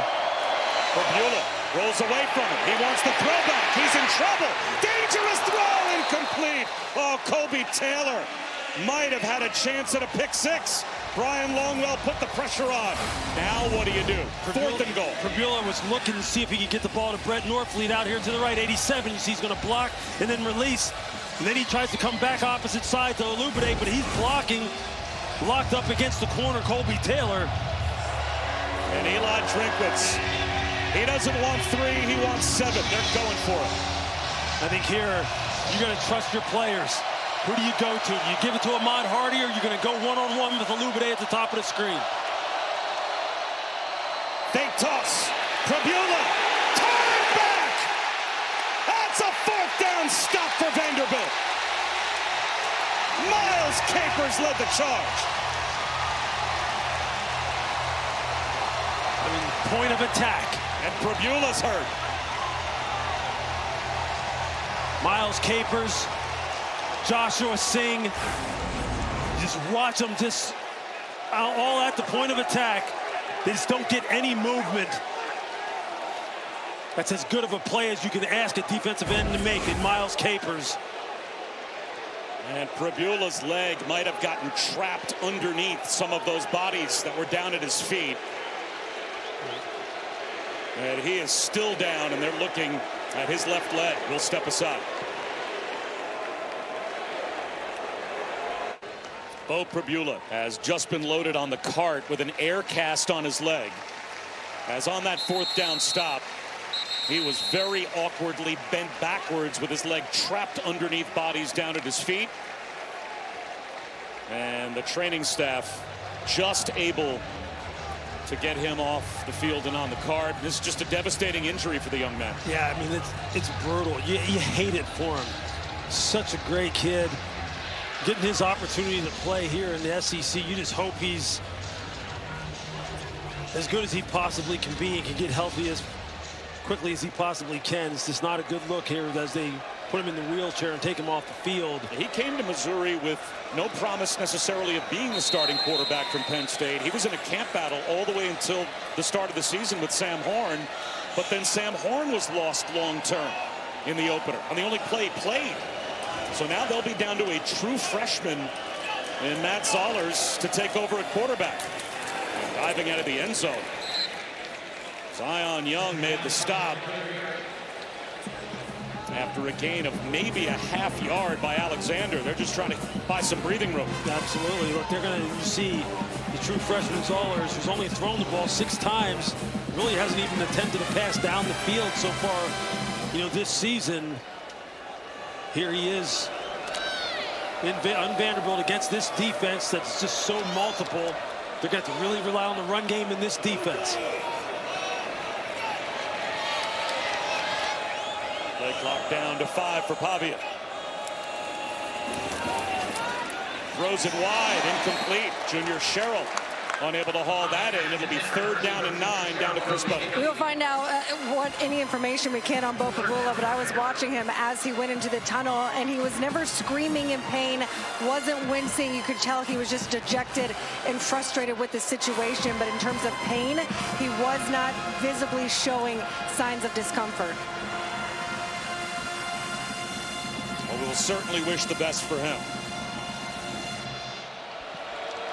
And now a very stingy Missouri defense has Vanderbilt up against it. 3rd down and long inside the 2.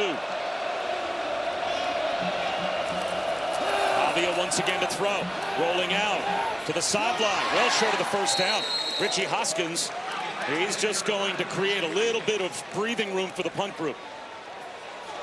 Critical set of downs for Missouri's defense. Knowing that the true freshman's coming in, that's really going to probably be a ground and pound type of situation. And if you're Vanderbilt defensively, you have to prepare for that, a heavy dose of the run game.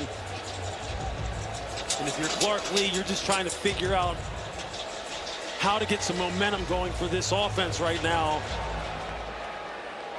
against a Missouri defense that is just really dialed in and locked in. Yeah, Lewis, when Eli Drinkwitz decides to go for it on 4th down, he's banking that his defense is going to go out and do exactly what they just did if you fail to make it. As Kevin Coleman, returnable from the 44, gets to the sideline, gets tripped up, lost the ball. Hurd's got it. Was he down? It looked like he was.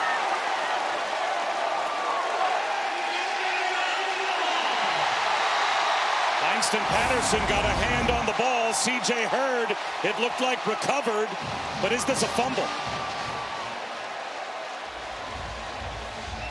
Yeah, he's down.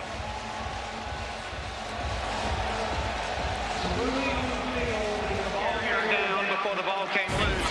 1st down, Missouri.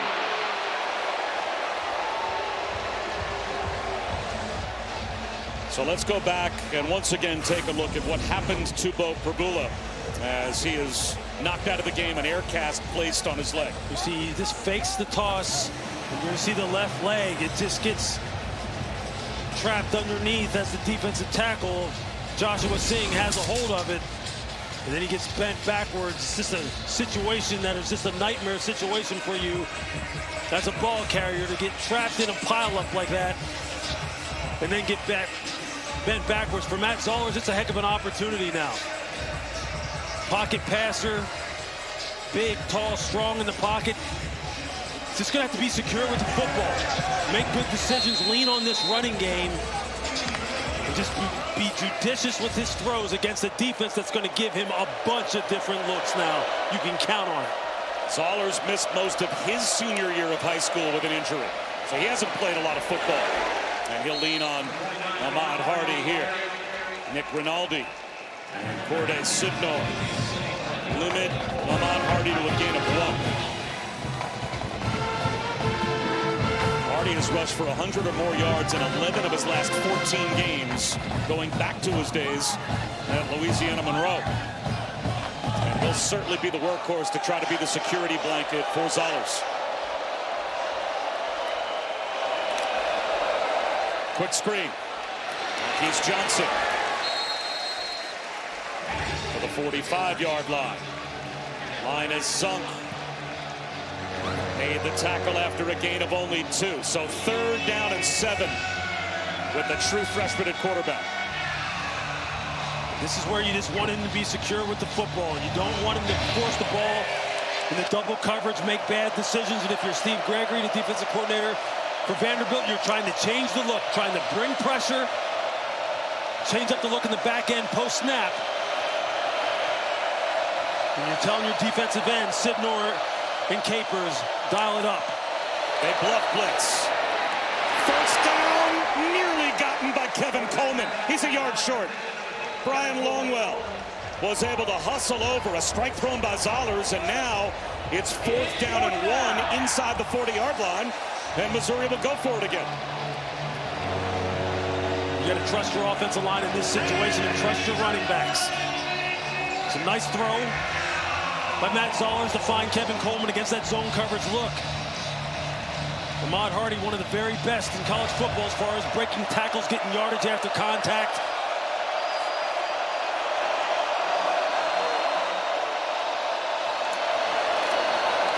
Hardy up the middle for the first down.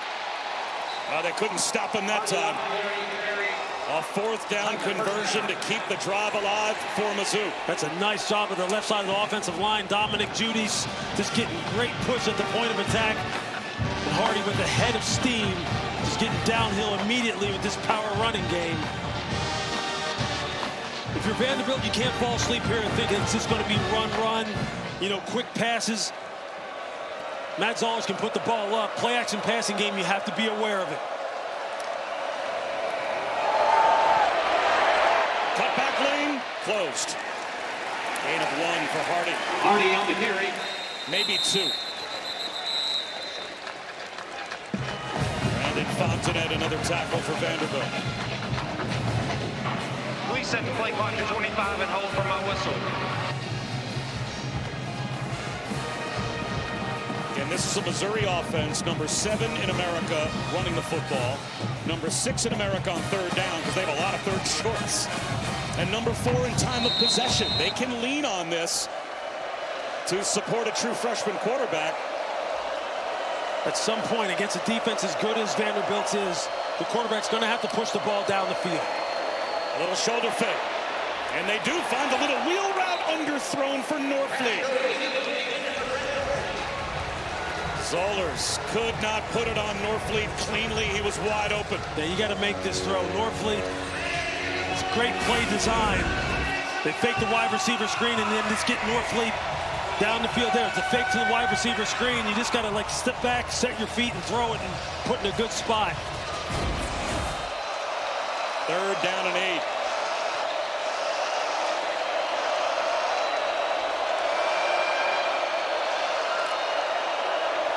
Screen. Manning. It'll be 4th down and 4. And even at the 30-yard line, I'm not sure Eli Drinkwitz would try a field goal. I don't know that he feels that field goal range comfortably for Robert Meyer is anything even outside about the 20, 25-yard line. Yeah, he quickly made this decision and told the offense to stay on the field. This is a 4-down game more than likely from here on out.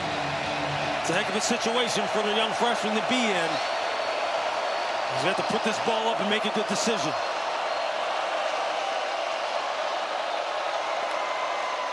Again, a 4-man rush.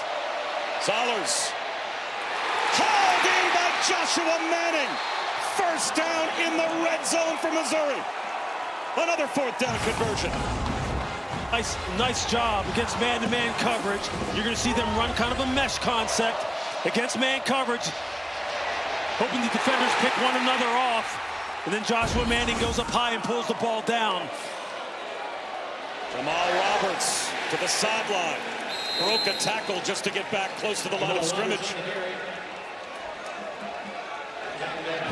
What a heck of a throw by Matt Zollers, just standing in there, trying to remain composed here on the road in the SEC. A lot on the line. Eli Drinkwitz just trying to figure out the right rhythm here. Him and Kirby Moore, the offensive coordinator for this freshman. They know they can't just run the ball every single play. Here they put him in empty. Bring the running back in the backfield. Kevin Coleman Jr. off the field, limped off with what looked like a bit of an ankle tweak after that last play. 10th play of the drive. This time it's a blitz. Zollers to the outside, incomplete. Whistled it right through Marquise Johnson's hands. So now it's 3rd down and 10 at the 15-yard line. From here, they probably would be in field goal range. Kevin Coleman is back on the field. Eli Drinkwitz said we're basically the 20-yard line and in. Yep. That's where we need to get to if we're confident we're going to make a field goal. I think right now they're just trying to figure out what plays can the young quarterback really execute. What makes him comfortable? Who do we need to get the ball to?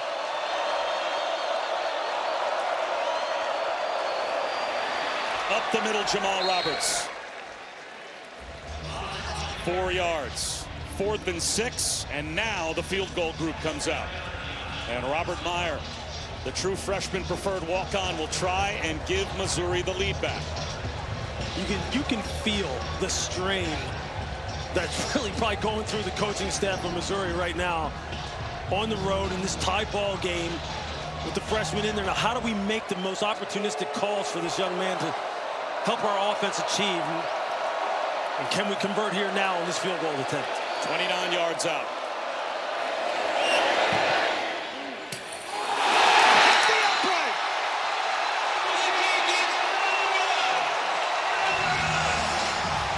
That's going to add to the strain. That's exactly the situation you don't want to be in. And here again, special teams, that third phase, something that almost cost them a week ago against Auburn. Now the score remains tied. On this top 15 matchup, it's saying, oh, 3-3, 4 minutes to go in the 4th quarter. This has been a boring game. It has not been. There have been a ton of momentum changes, and we still have 19 minutes to go. MK Young bounces it outside. MK Young down the sideline. Jalen Catalon in pursuit. Can he save a touchdown? He cannot. House call. And Vanderbilt's got the lead.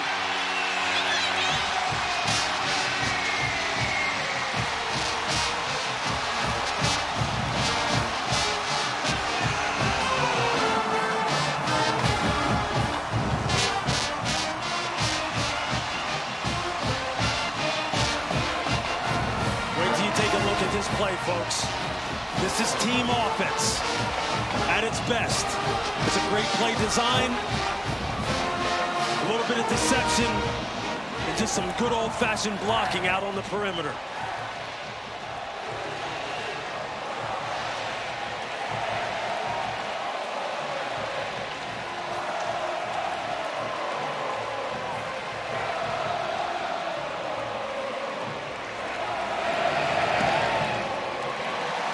After 2 trips, one to the 2-yard line, one inside the 15-yard line for Missouri. No points. This is the answer for Vanderbilt. Watch the double pull here. Watch what it does to Josiah Trotter. And then watch the blocking right here at the point of attack, in particular by Tristan Brown. Just watch what happens here. Watch Josiah Trotter. He just takes one step down, which gives Eli Stowers the angle.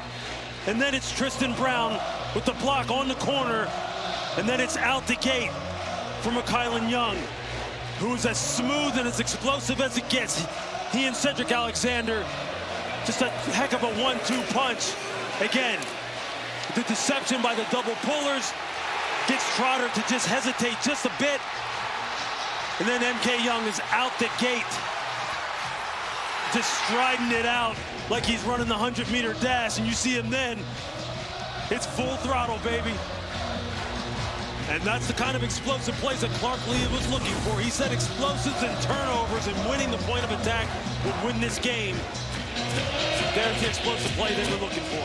When Clark Lee got Tim Beck and Cherry Kill to come from New Mexico State and join his coaching staff, they didn't just bring Diego Pavia and Eli Stowers along. MK Young is another part of that group from New Mexico State to join the Commodores, and he gives them the lead. Coming up tonight, 7:30 Eastern on ABC and the all-new ESPN app. A huge game in Death Valley. LSU trying to keep their season alive as they take on Texas A&M. We'll take a look at this week's college football rankings brought to you by Prudential. So a road test for the Aggies tonight in Death Valley. A tight one right now for Alabama on the road against South Carolina. A tight one for Vanderbilt at home against Mizzou. An amazing survival for Ole Miss. A back-and-forth game with Oklahoma as well. That game was crazy. It is a good time to be a college football fan. So many good games. Ahmad Hardy goes backwards. Again, great penetration by Joshua Singh. If you're Missouri right now, you're just trying to figure it out with Matt Zollers. As far as this freshman, just trying to find his groove right now with the injury to Bo Pribula. We know that this is a heavy run football team, one of the best in the country, but they're going to have to put this ball up in the air. And he has got a tough task, Bob, against this defense, as you can see, giving him all kinds of pre-snap looks. They'll run it on 2nd and 12, and there goes Hardy. First down and more, cut down by Martell Height. But not before he picked up 17 yards. That gets them out of the hole. That's a beautifully blocked zone run. Just look at the offensive lineman. Get lateral and vertical, create some seams in the defensive front. And then Ahmad Hardy just downhill, just gaining steam. Saying, hey, put it on me. Put it in my hands. Let's see if we can start rolling. Hardy again, bouncing off tacklers. He's now up to 64 yards rushing, and we still have 2.5 minutes to go in the 3rd quarter. And again, Alabama and Auburn limited him to 52 and 58 yards running respectively the past 2 weeks. He's past that against Vanderbilt. We still have a quarter plus to play. So they have had enough, I guess, Lewis, in the running game that they'll probably feel like they can lean on it the rest of the way. Oh, yeah, with a true freshman. He was looking over at the sideline going, give me some more. I'm starting to find my rhythm. Give me the football. Zollers to throw. Collision. Flags. Olubade, the intended receiver, and C.J. Hurd, it looks like, will be flagged. C.J. had a great break on it. You just got to try and find a way to clear the legs of the wide receiver, and he may have had an interception. Pass interference, defense number 8. The ball will be placed at the spot of the foul. Automatic first down. Just watch C.J. Hurd. He reads this perfectly. He's already there. You just got to find a way to step over the feet and get your hands out in front and make the pick. Yeah, unfortunately, sometimes you get too good of a break and you just get tangled up. Fresh set of downs for Missouri.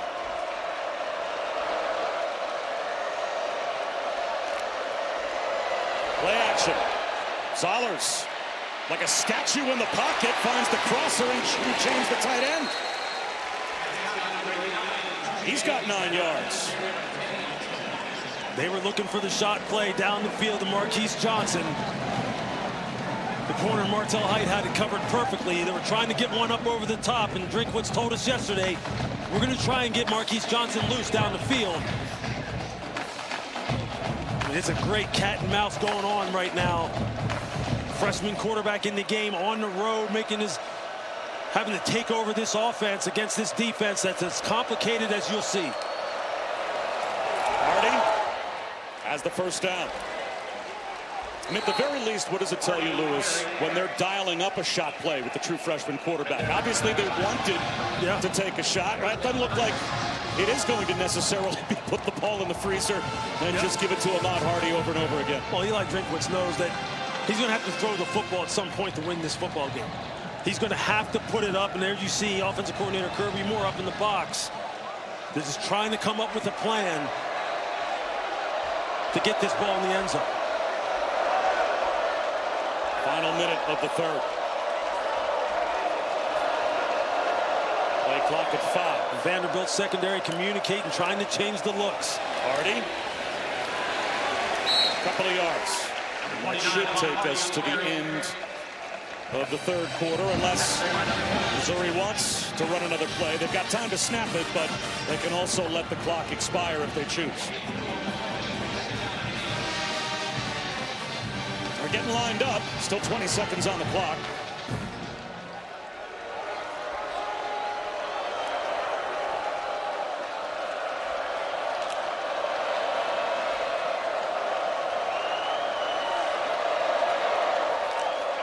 Blitz coming. Zollers. Well, he leaned into that throw to the 30-yard line. Again, it's Jude James. And that is a heck of a throw by freshman Matt Zollers. He took a heck of a shot from Langston Patterson onto the 4th.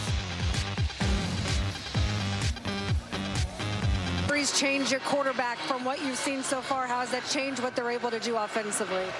Well, I mean, they found some spaces out there. Obviously, they're committing to the run game, which we need to do a better job when we get them all scheduled on first down. Let's keep them all scheduled. But this is going to be a battle to finish. So this is a good team, and we're a good team, and we got to go get what we want. Thank you, Coach. Thanks.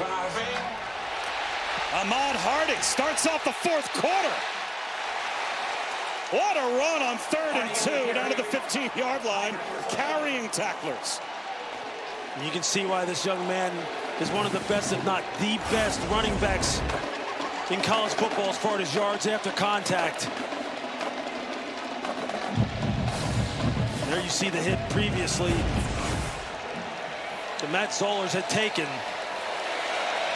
Just standing in there delivering the football and they ask him to throw it. The leading rusher in the SEC. 4 more. Number 3 in America through the first 7 weeks in rushing is Ahmad Harding. And this is also a Mizzou team that has come back to win 3 times this year. All the way back in week 2, they were down 21-8 in the first quarter to Kansas. Their largest comeback in 9 years. They won that one. They trailed South Carolina in the 3rd. They trailed Auburn by a touchdown in the 4th. Last week, they've been here before. Ahmad Harding was motioning over to the sideline earlier in this drive saying, feed me the football. Play action. Zollers lobs one. Back of the end zone. One-handed catch, but out of bounds was Colby Taylor. So too much air under that ball from Zollers. Maybe a blessing. It's 3rd down again. I think he did that on purpose. He saw that was going to be double covered. Didn't want to put the ball in harm's way. Just lived to fight another down. With the play call here, Lewis, are you thinking 4-down territory? Do you even trust your field goal group? Look, if I'm Eli Drinkwitz, I'm telling Kirby Moore, the offensive coordinator, we got to find a way to score a touchdown. So what's our best stuff down here in the red zone?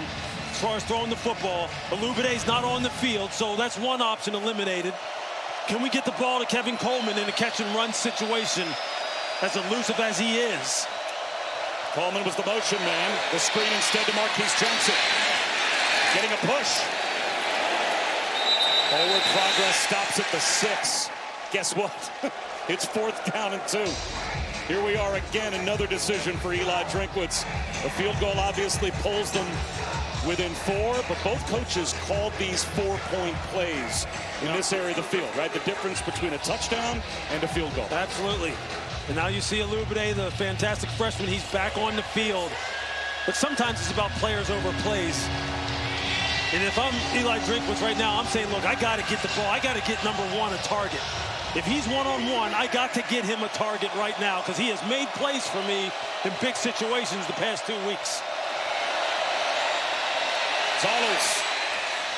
Sliding catch is made in the end zone, a touchdown. Jude James, the tight end. And we're an extra point for Mizzou away from a tie. That is a heck of a throw and catch. As you see Jude James just go low, trying to secure the ball. As he hits the ground, he's keeping 2 hands on it, making sure he leaves no doubt.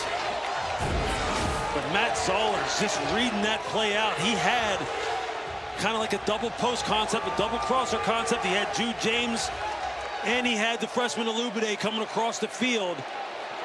He makes a great decision, puts the ball where it needs to be. That is a big, big response by Missouri.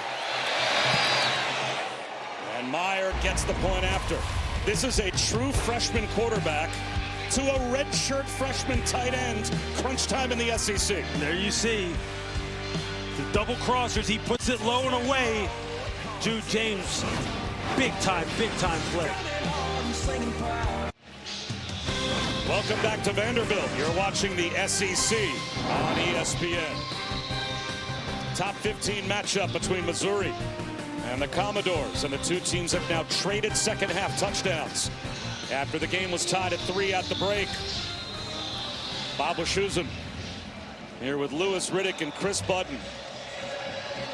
Missouri not known to share injury information, so Brett Norfleet, their tight end, is in the locker room trying to find out what the injury story is with him. But that led to Jude James, the redshirt freshman, all of a sudden appearing, scoring a touchdown. And how important is this game to both? Missouri, Vanderbilt, the winner, very much alive with a chance to reach the 12-team college football playoff. The loser, they would have a really tough hole to dig themselves out of, even only being a 2-loss team. Yeah, the importance of this game cannot be understated. And really the big way in which freshman Matt Zollers is stepping up right now cannot be understated either. He had taken a big shot on that scoring drive in a pressure situation, and then he comes up with a big-time throw. Now can his defense respond and answer as well? Cedric Alexander, 4 yards. And because of that home run hit by M.K. Young, that's only the 8th offensive play that Vanderbilt has run this half. So any rhythm for Diego Pavia, it's not there right now. And we are tied at 10 with 12.5 minutes to go. Yeah, the interesting thing about this game is that, look, this Vanderbilt offense is so multiple. They can hit you in the passing game with Pavia and his brilliance, as well as run the football with their two-headed monsters that they have in M.K. Young and Cedric Alexander. So I think they'll be able to find their rhythm here pretty quickly. It seems like both of these teams have settled in real nicely as this game has progressed. They run it again with Alexander. 3rd down, 3.5 coming here for Vanderbilt. Josiah Trotter, Marvin Burks Jr. combine on the stop for a team in Missouri. Again, is one of 3 teams in all of college football to be top 10 in total offense and total defense, along with Oregon and Indiana. So they are stingy. This is where the defensive line has to come through, because this is where Pavia magic usually starts to rear its head in these 3rd down situations. You have to defend the initial read and then the second reaction play. The play that goes off script. Got to rush with lane integrity, play tight coverage in the back end if you're Missouri. Richie Hoskins in motion. Pavia steps up. Pavia across his body, tipped ball. Incomplete. Junior Sherrill had it go off his hands, and it looked like Pavia, if he wanted to run for it, could have. Yeah, there's just so much going on in this play. Chris McClellan initially just gets great pressure up the middle. Look how he comes right down the pike. Pavia has to flush up and out to his right.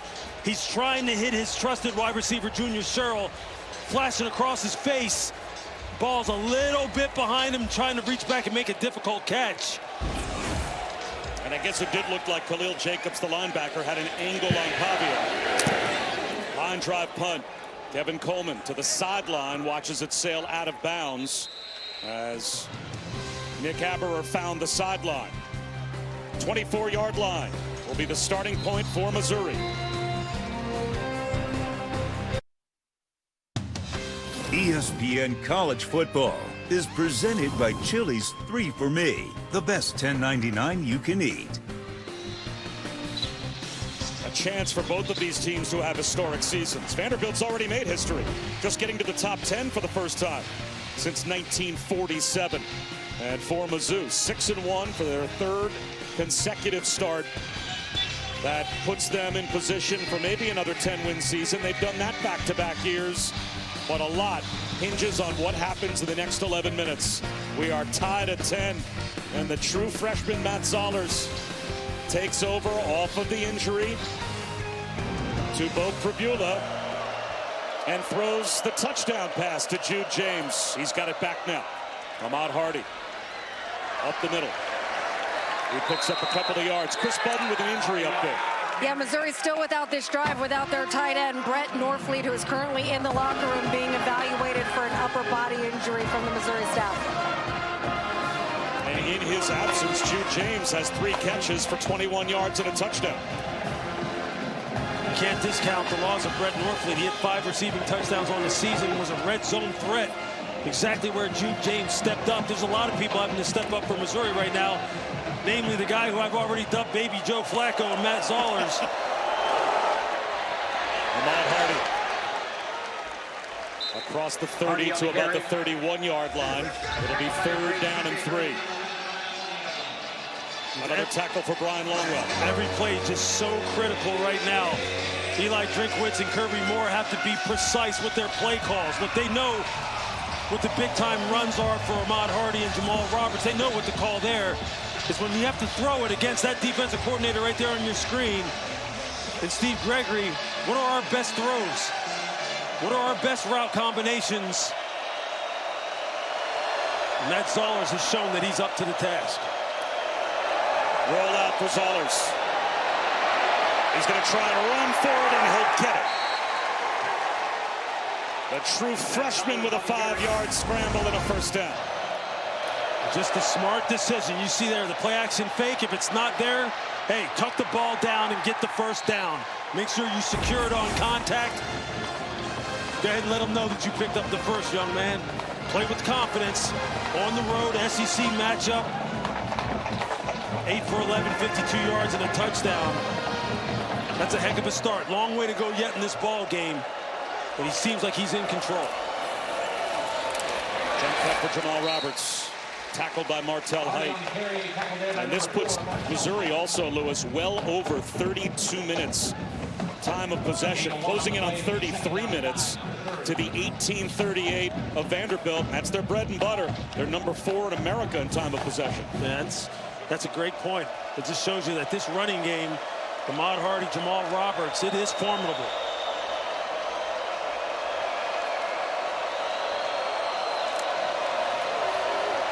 Another rollout for Zollers. Slips one in the right flat. That time Jordan Harris, the tight end.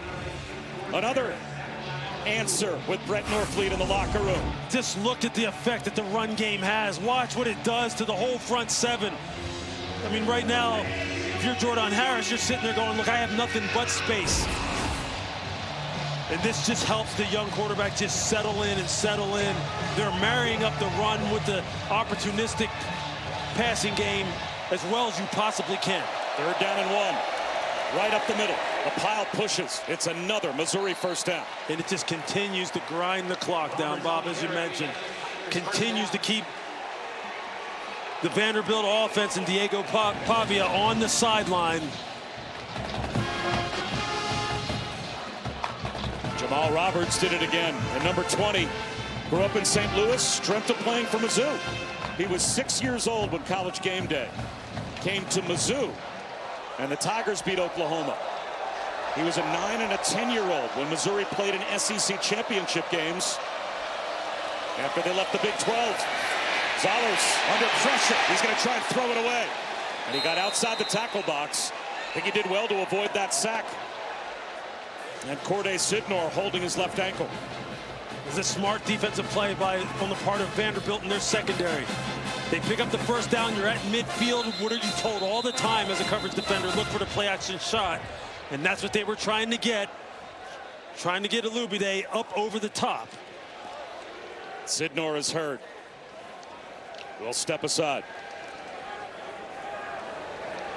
Kick off your NFL Sunday with the Countdown Crew at 10 Eastern tomorrow on ESPN before Aaron Rodgers and the Packers have an Aaron Rodgers reunion as the Steelers will take on the Packers, and our Monday Night Football matchup, the Chiefs and Commanders, 8 Eastern on ABC, ESPN. ESPN Deportes, the all-new ESPN app. Peyton and Eli once again on ESPN2. After the injury timeout. Blitz. Zollers at the mesh point. The ball was taken away. C.J. Hurd on a blitz. I think he's got the football. He does. Take away for Vanderbilt. A steal by C.J. Hurd. Vanderbilt comes up with their patented 11-up look. Steve Gregory, that Brian Flores influence. Then they back out. You're going to see Hurd. You're going to see him right here. Just watch the cat and mouse, and then he gets ahead of steam and comes up.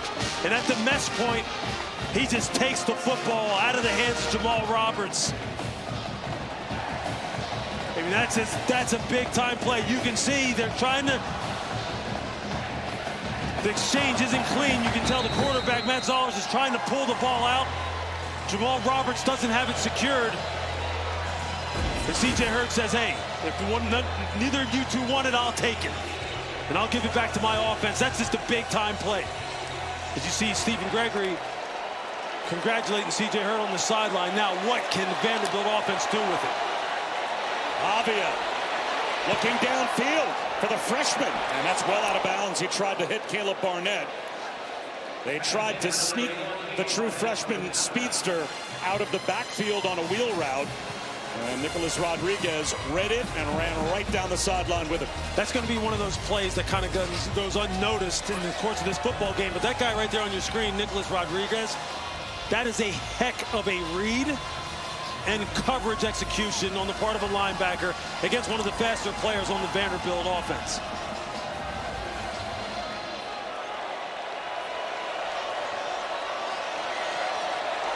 There goes Barnett in motion. Pavia looking that way. He's going to try it again and just overthrows him. Barnett asking for a flag. And he is not going to get the answer he wants. Dalen Carnell that time was in coverage. Personal foul, roughing the passer. Defense number 11. 15-yard penalty.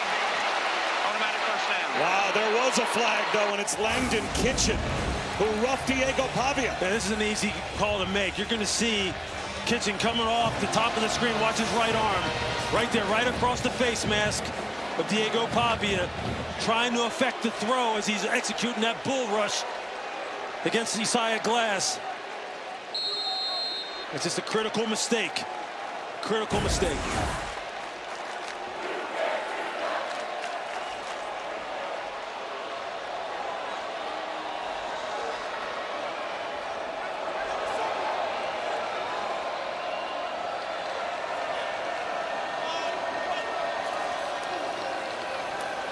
Pavia on a keeper, cuts it upfield, pays the price. Picked up about 2.5. This Missouri defense plays with such good eyes. They have really done a good job for the most part of keeping the dangerous Diego Pavia contained. He just puts so much pressure on you with his dual threat capabilities, the RPO game that they have.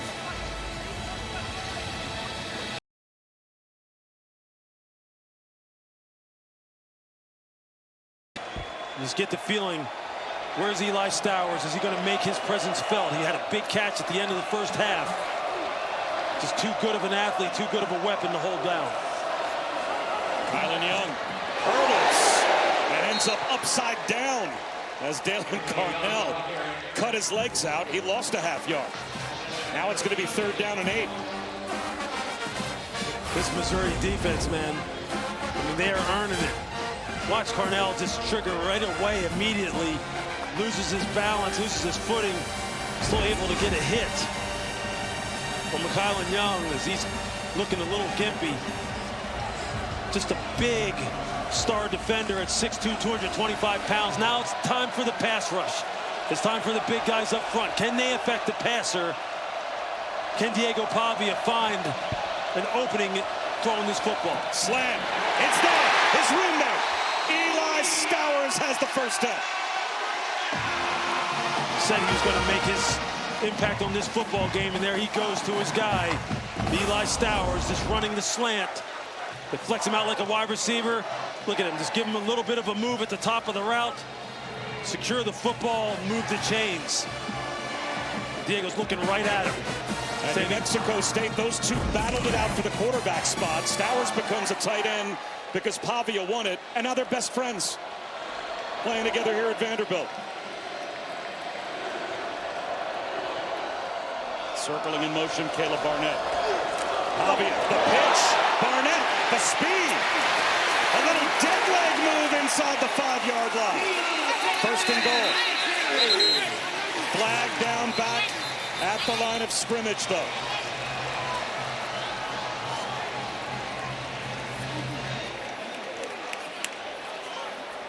Is this play going to come back? Are you going to get a holding penalty? Holding. Offense number 53. 10-yard penalty. First down. That's the center, Jordan White. This is just an unnecessary play on the part of Jordan White. The play has already declared. Barnett is already out the gate, and you're going to see him. He reaches and grabs the leg of the defensive lineman right there, who would have had no impact on the play whatsoever. Thank you. So instead of 1st and goal at the 5, it's now 1st and 20, back outside the 25 at the 27-yard line.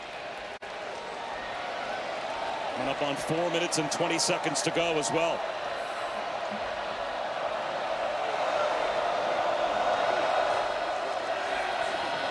Pavia looking for Junior Short. Flag out. That's going to give Vanderbilt a first down. Stephen Hall gets the flag. Pass interference. Defense number 0. 15-yard penalty. Automatic first down. If you're Stephen Hall, you did everything exactly right from the beginning of the snap. And then at the end, the last third of the down, when you go to look back for the football, you feel the wide receiver separating from you, and your instinct is, I can't let him separate, I got to grab him. He had done everything perfectly. So that's 2 critical errors, one on the part of Vanderbilt, now on the part of Missouri. In a high-stakes game like this, is going to be which team makes the fewest number of mistakes in these critical situations. Again, 2 tight ends load up right. And Gabe Fisher goes in motion.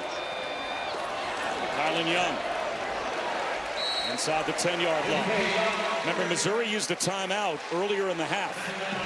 So they only have 2 left, and we're under 4 minutes to go.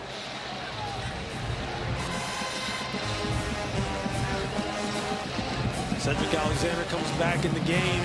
Richie Hoskins, number 5, slot receiver, who's just so crafty, working the middle of the field, his own holes, back in the game.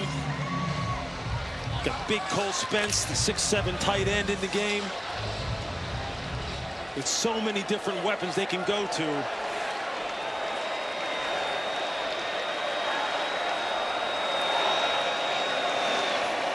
Alexander turning back at about the 6-yard line. An enormous third down coming here for Vanderbilt. Khalil Jacobs made first contact. Now, the Commodores can get a first down inside the 2-yard line. If they do, well, then Missouri might be in a position where they have to start thinking about using their timeouts. Absolutely. Just to have time on the backside with the 2-minute timeout to help them. You can see head coach Clark Lee is consulting with his guys on the sideline, trying to game this out, trying to take as much time off the clock as possible and come up with maximum points, get this ball in the end zone. They have to call timeout. The play clock had wound all the way down, and Diego Pavia saw it. Timeout Vanderbilt. The first of the half. 30-second timeout. It was about to be delay of game, and Diego Pavia calls timeout. 2 trips for Missouri Lewis down in the scoring zone. They come away empty on both, and that kind of set up the second half. It sure did. Here in this 4th and goal situation, this was the play that maybe changed the entire game for Missouri, although freshman Matt Zollers has really come up big, and then they miss the field goal attempt. It has been something that has just been a thorn in their side. And then the big time, it's just explosive run by Kylan Young, who just takes it the distance.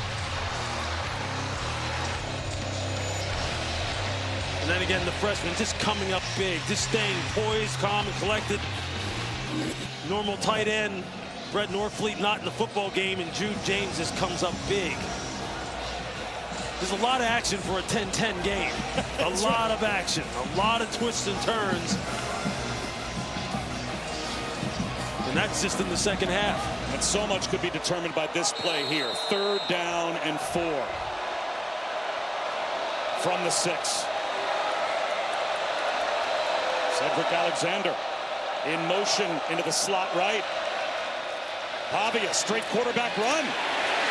Reaches the ball out at the goal line. Did he get in? He's short. Now that might work out well for Vanderbilt. They could take the clock all the way down to the 2-minute timeout. 1st and goal. You're going to see Pavia just trying to stretch it out, trying to get that ball across the goal. You see, he's down just short. That's a great point, Bob. Now, they got a first down, a fresh set of downs. The clock becomes a factor.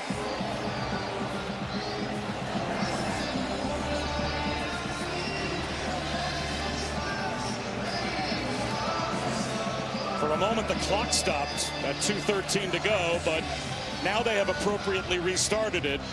And it will take us all the way down to the 2-minute timeout. First and goal for Vanderbilt when we come back in a tie. This is the Dr. Pepper Championship Drive Game of the Week. To go. A game that was tied at 3 at halftime. Vanderbilt took the lead on an M.K. Young 80-yard home run touchdown run. Missouri answers with a true freshman to a redshirt freshman, quarterback to tight end touchdown. And now Vanderbilt all the way down at the 1-foot line.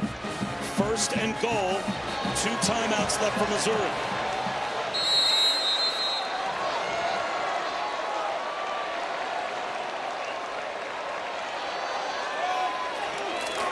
Cedric Alexander stopped, and now Missouri has to call timeout. Eli Drinkwitz all the way down the sideline trying to call timeout. Did the ball pop out? As Eli Drinkwitz was trying to call timeout, emerging with the football was Sterling Webb. I think Alexander was on the ground. Josiah Trotter ripped the ball out of his hand as he's laying on his back.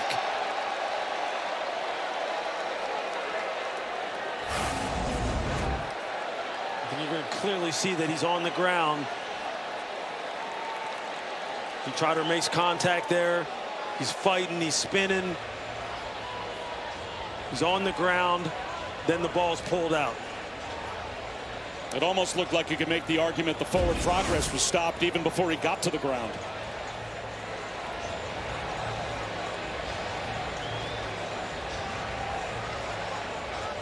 Well, this at least has made the officials' conference. Recovered by the defense on the ground. First down, Missouri. They call it a fumble and a recovery by Missouri. I think they're going to have to take a look at this one. He clearly looks like his backside is on the ground. Unless they're going to say that he is there. You see the left hip. He's on the ground. Looks like he still has possession of the football. You see his right hand on the football. Yep. He's laying on the ground. Then the ball gets pulled out. And that almost doesn't even look close. It's not.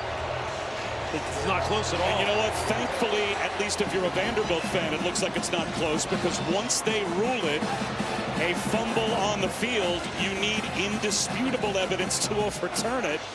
And you can get times where you can't see the football in a mess of bodies down there. This time, it looks like we have a clear view. And Jerry McGinn, our officiating expert, is this, Jerry, as cut and dry to you as it seems to be to us? We got some really good looks at the fact that the runner is down, he's on his back, he has possession of the ball, and then it was ripped out. So I believe replay will overturn this, and it'll be Vanderbilt's ball. Even before he was on his back, his left forearm is on the ground. You can see it on that previous angle. You can't see it as clearly maybe on this angle here. His forearm is on the ground right there.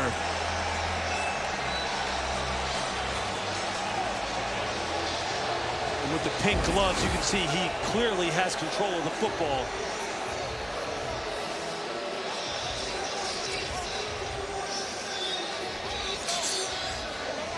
Barkley is over, just staring daggers at the officiating crew. And he is hovering nearby.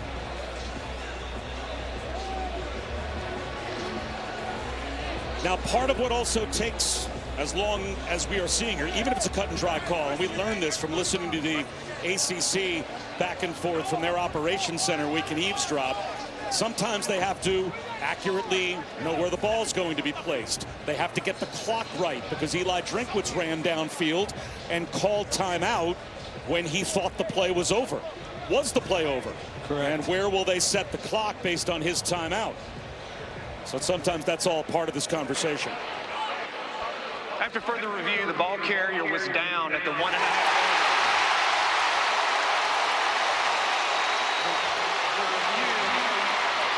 Will carry a 10-second runoff. Missouri will take a timeout to avoid a 10-second runoff. Please reset the game clock to 1 minute, 56 seconds, 156. So it'll be second down and goal inside the 2-yard line. Missouri down to 1 timeout left. They're adding a little bit of time to the clock. When Eli Drinkman's trying to preserve as much time as possible. They haven't adjusted the clock yet. Now they have.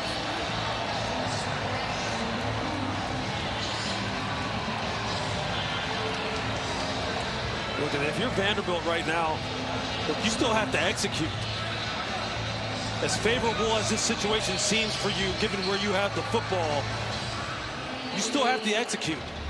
You got to play this thing all the way through. And if you're Missouri, you got to be fighting and scratching and clawing, trying to create a turnover here, trying to make it as tough as possible. And this game is still tied 10-10 with just under 2 minutes left. And you cannot take anything for granted.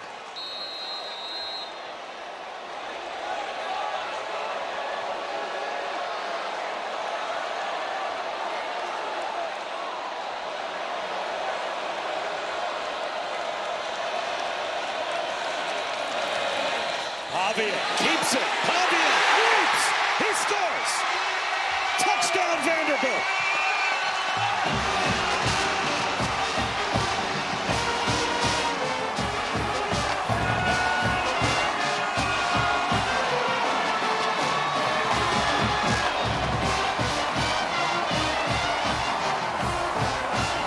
That's nice execution on the part of Vanderbilt at the point of attack. Both tight ends, Cole Spence, Eli Stowers, the lead block from Cedric Alexander.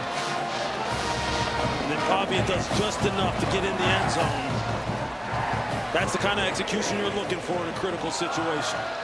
If you're Missouri, the only small silver lining, they got in on second down. It preserves time, and it keeps the timeout. So now they'll have a minute 52 with the timeout, and they know what they have to do. Just look at you get the blocking at the point of attack, and then the lead block. And then it's Pavia against Josiah Trotter one-on-one. He's just got to make him miss enough to where I can break the plane of the goal line, and he goes up over the top. But it all starts with the blocking at the point of attack. It's team football. You seal the edge. That's a heck of a block by Cedric Alexander.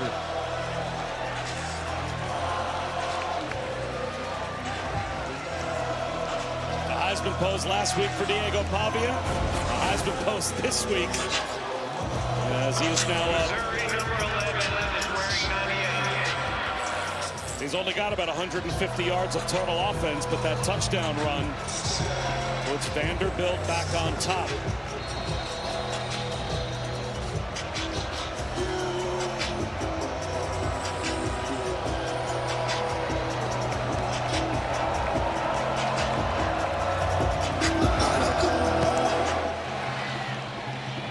Taylor booms another. It'll be a touchback, and we check in with Matt Barry. All right, Bob, while your game's going down to the wire, I got to update. Boy, thank goodness they have invented the multi-view. You just need as many screens as possible to follow all these games. That's a great time to be a college football fan. It's a great time to be Matt Zollers, the freshman. He's going to go up top for Marquise Johnson. It's to the sideline. It's intercepted, but well out of bounds. Marlon Sewell leapt and landed yards out of bounds. Yeah, I think if you're Matt Zollers and you're Missouri's coaching staff, as you see Marlon Sewell come down about 3 yards out of bounds, you don't have to get it all at once. Don't put the ball in harm's way. I mean, you got to get chunk plays, but you got to be smart about it. Still a lot of time left on this clock. Steps up in the pocket, he can run, and he will slide. Flags everywhere. Missouri hurt themselves with a couple of penalties on the touchdown drive. That gave Vanderbilt the lead. They are going backwards here, it appears, as well.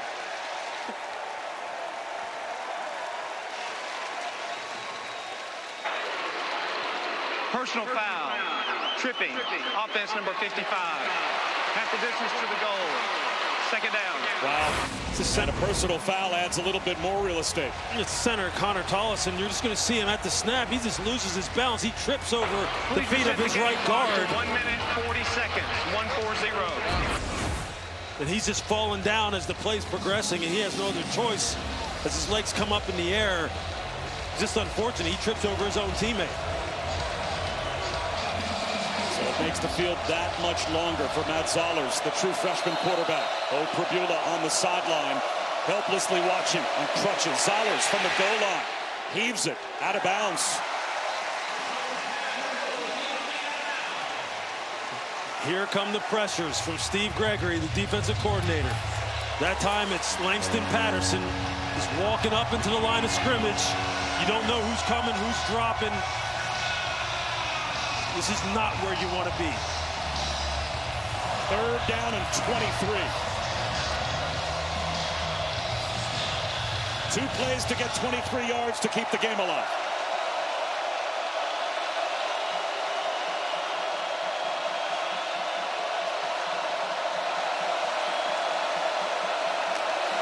Four-man rush. Zollers out of the pocket. Off his back foot to the goal line. Stays out of the end zone. Stays alive. Rips a throw incomplete. Flag. Joshua Manning, the intended receiver, and it looks like it'll be a pass interference penalty against Vanderbilt. They're going to get Colby Taylor arriving too early.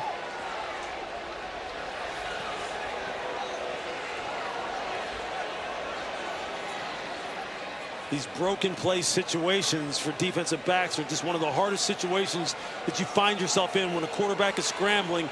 You're trying to plaster and play tight coverage. Pass interference. Defense number 3. 15-yard penalty. Automatic first down. You're going to see Colby Taylor come into your screen from the left. Right there he is. He's trying to get a break on the ball. And clearly pass interference. He committed the penalty at the 28-yard line, Lewis, which means if he would have even allowed that catch and just made the tackle, the clock's rolling, and it's 4th down and about 7. Instead, it's a first down for Missouri. In those situations, you kind of lose context as far as where you're at on the football field. You're just trying to make a play and trying to prevent a big play. It's such a hard situation to be in, but it's fortunate for Missouri now. They got a fresh set of downs. They got to continue to try and get some chunks down here, but not take big-time chances. 3-man rush, so it's all kinds of coverage. And Zollers, with nowhere to go with the football, tries to do it with his legs. Can he get to the sideline? His forward progress not stopped in the field of play. The officials say he got out of bounds. Colby Taylor threw him. Usually, if that forward progress is stopped, they keep the clock rolling. That's a break for Missouri, saves their timeout. Or at least some time had they not called it. How about Zollers showing good mobility, ability to keep plays alive, keep his eyes down the field.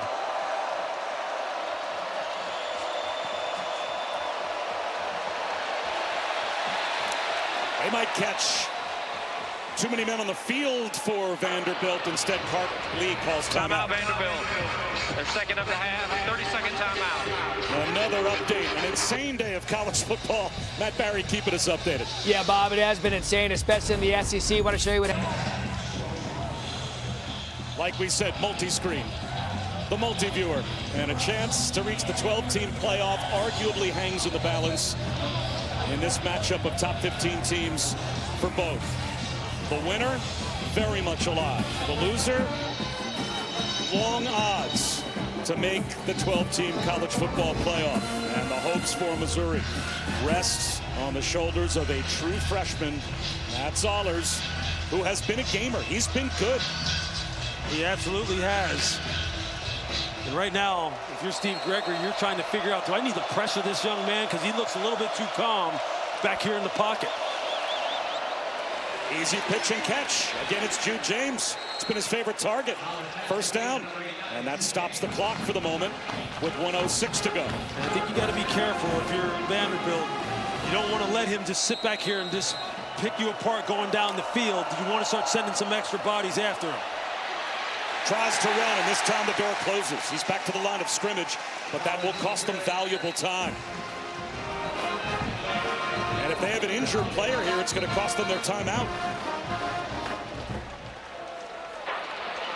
Timeout, Missouri. Their third and final of the half. And they'll 30-second simply call timeout. it. Please reset the game clock to 59 seconds. 5-9. So now Missouri is out of timeouts. We had no touchdowns in the first half. It was 3-3 at halftime, but we've had some big plays here, Lewis, in the second half. Yeah, Vanderbilt really just starting to get it going in the run game. You just see how explosive this team can be when they're able to get some space. MK Young, he's shown it this year that he is a guy who can be a big play threat. And then what else can you say really about the freshman and Matt Zollers? And the touchdown pass, and then Diego Pavia, well blocked, puts the ball in his hands, strikes a Heisman pose. And now it's up to the defense of Vanderbilt. Can they get the stops necessary?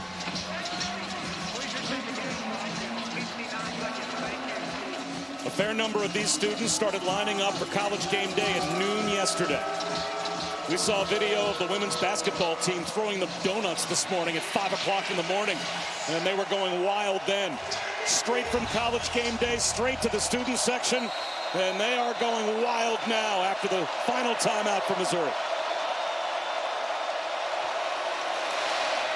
Zollers, long throw, incomplete. Over the head of Marquise Johnson. Colby Taylor read that one and avoided pass interference.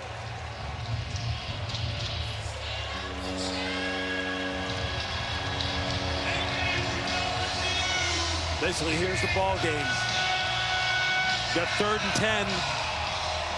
You're Steve Gregory, what are you dialing up? Are you trying to play coverage? Are you sending 5 or more? You got to get an extra rusher on this quarterback. Do you want to kind of make him speed up his process? Just don't want to give away anything cheap on the back end. Can Missouri hit a big play? Jump ball, well out of bounds, over the head of Marquise Johnson, and now it does indeed come down to this. 4th down and 10 for Mizzou at their 41-yard line.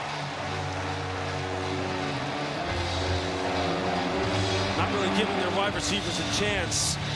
Trying to push this ball down the outside lane, down along the sidelines. This long foul balls. You got to dial up something that gives them a chance to make a big play. The freshman Illuminate not on the field, which is a little bit surprising in this big play situation. Will Vanderbilt blitz? They rush 4 once again. Zollers across his body. Caught! Kevin Coleman Jr. for a first down. 14 yards to the 45. About the composure of the freshman quarterback. Wow. 40 seconds to go. Check down in the right flat to Roberts. And not much, but it does stop the clock with 35 seconds left.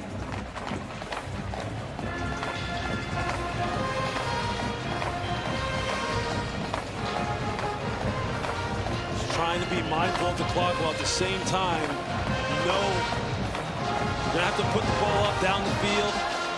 You gotta get a touchdown. You gotta get some chunks. False start.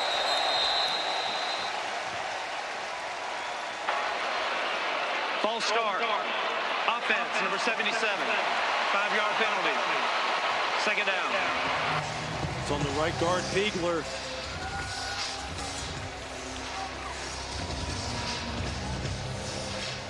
Just got to figure out a way to sit in there and keep your composure. You're tired, you've been fighting and battling.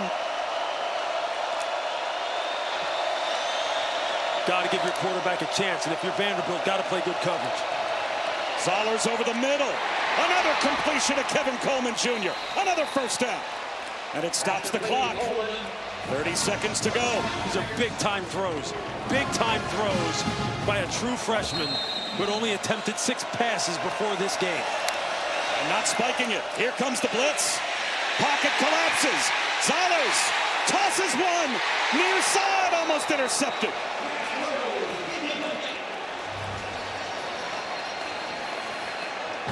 Was it intentional grounding? It is. See, Zollers is desperately trying to get rid of the football and doesn't want to take the sacks. Keanu Coote was right there. Intentional grounding. Offense number 5. Penalty is a loss of down in spite of the foul. Penalty also carries a 10-second runoff. Please reset the game clock to 10 seconds. The game clock will start on my whistle. It looked like he might have gotten outside the tackle box, but I guess the ball didn't get back to the line of scrimmage. So now there's only 10 seconds to go because of the 10-second runoff. So from here, Lewis, I don't know if you can do anything other than toss one to the end zone. You have time for 2 plays. Zollers down the sideline, and now you definitely don't have time for 2 plays. We've had a couple of these throws in this drive. It just seemed like wasted downs to me where they didn't give the wide receivers a chance to make a play on the ball. I know they don't want to put it in harm's way.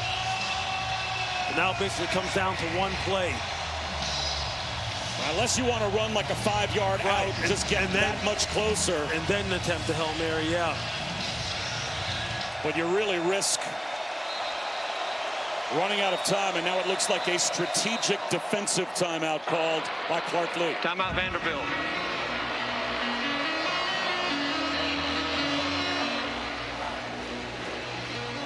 Are you even risking with 6 seconds on the clock, trying to get a little bit closer to the end zone, or is this taking a crack at it and just having Zollers throw one in? I think this may be one of those situations where they do go ahead and put it up.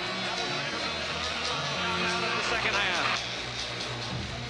I mean, if I'm trying to figure out who's the guy who I think can make a play in a jump ball situation, again, I've been saying it the entire game. Alubade has to be put on the football field. He's the best contested ball catcher that you have on the football team. He's heading back to the sideline. He designed something where he's at the point of attack, and you can see he's just standing over there on the sideline. Unless they're just going to try and get a quick 5 here and maybe put him out there for the last play if they think they can get that done. Zollers. Now this could be the last play. To the end zone. At the goal line. Is it caught? No, incomplete. That'll end the game.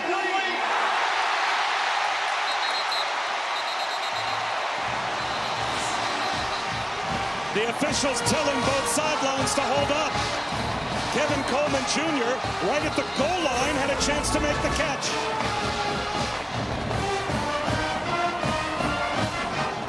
It's right, hit him right in the chest.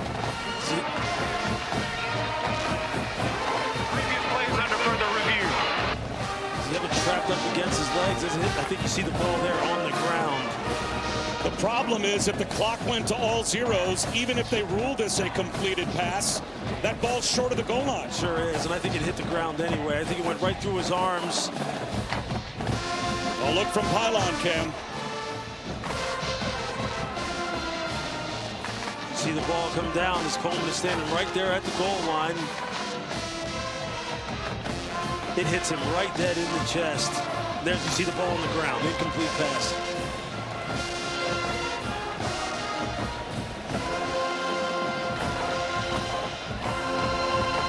Another look at it. It's a heck of an effort, heck of a throw.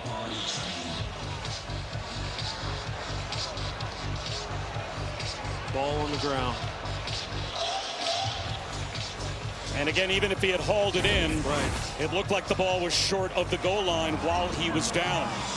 So one way or the other, it looks like this is going to be a Vanderbilt win. Until they make it official, though, we stay right here. Ruled an incomplete pass on the field.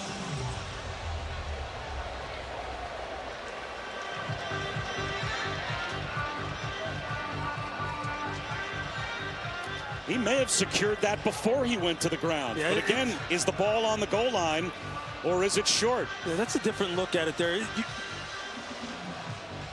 Ball slipping, but he keeps it trapped against his thighs.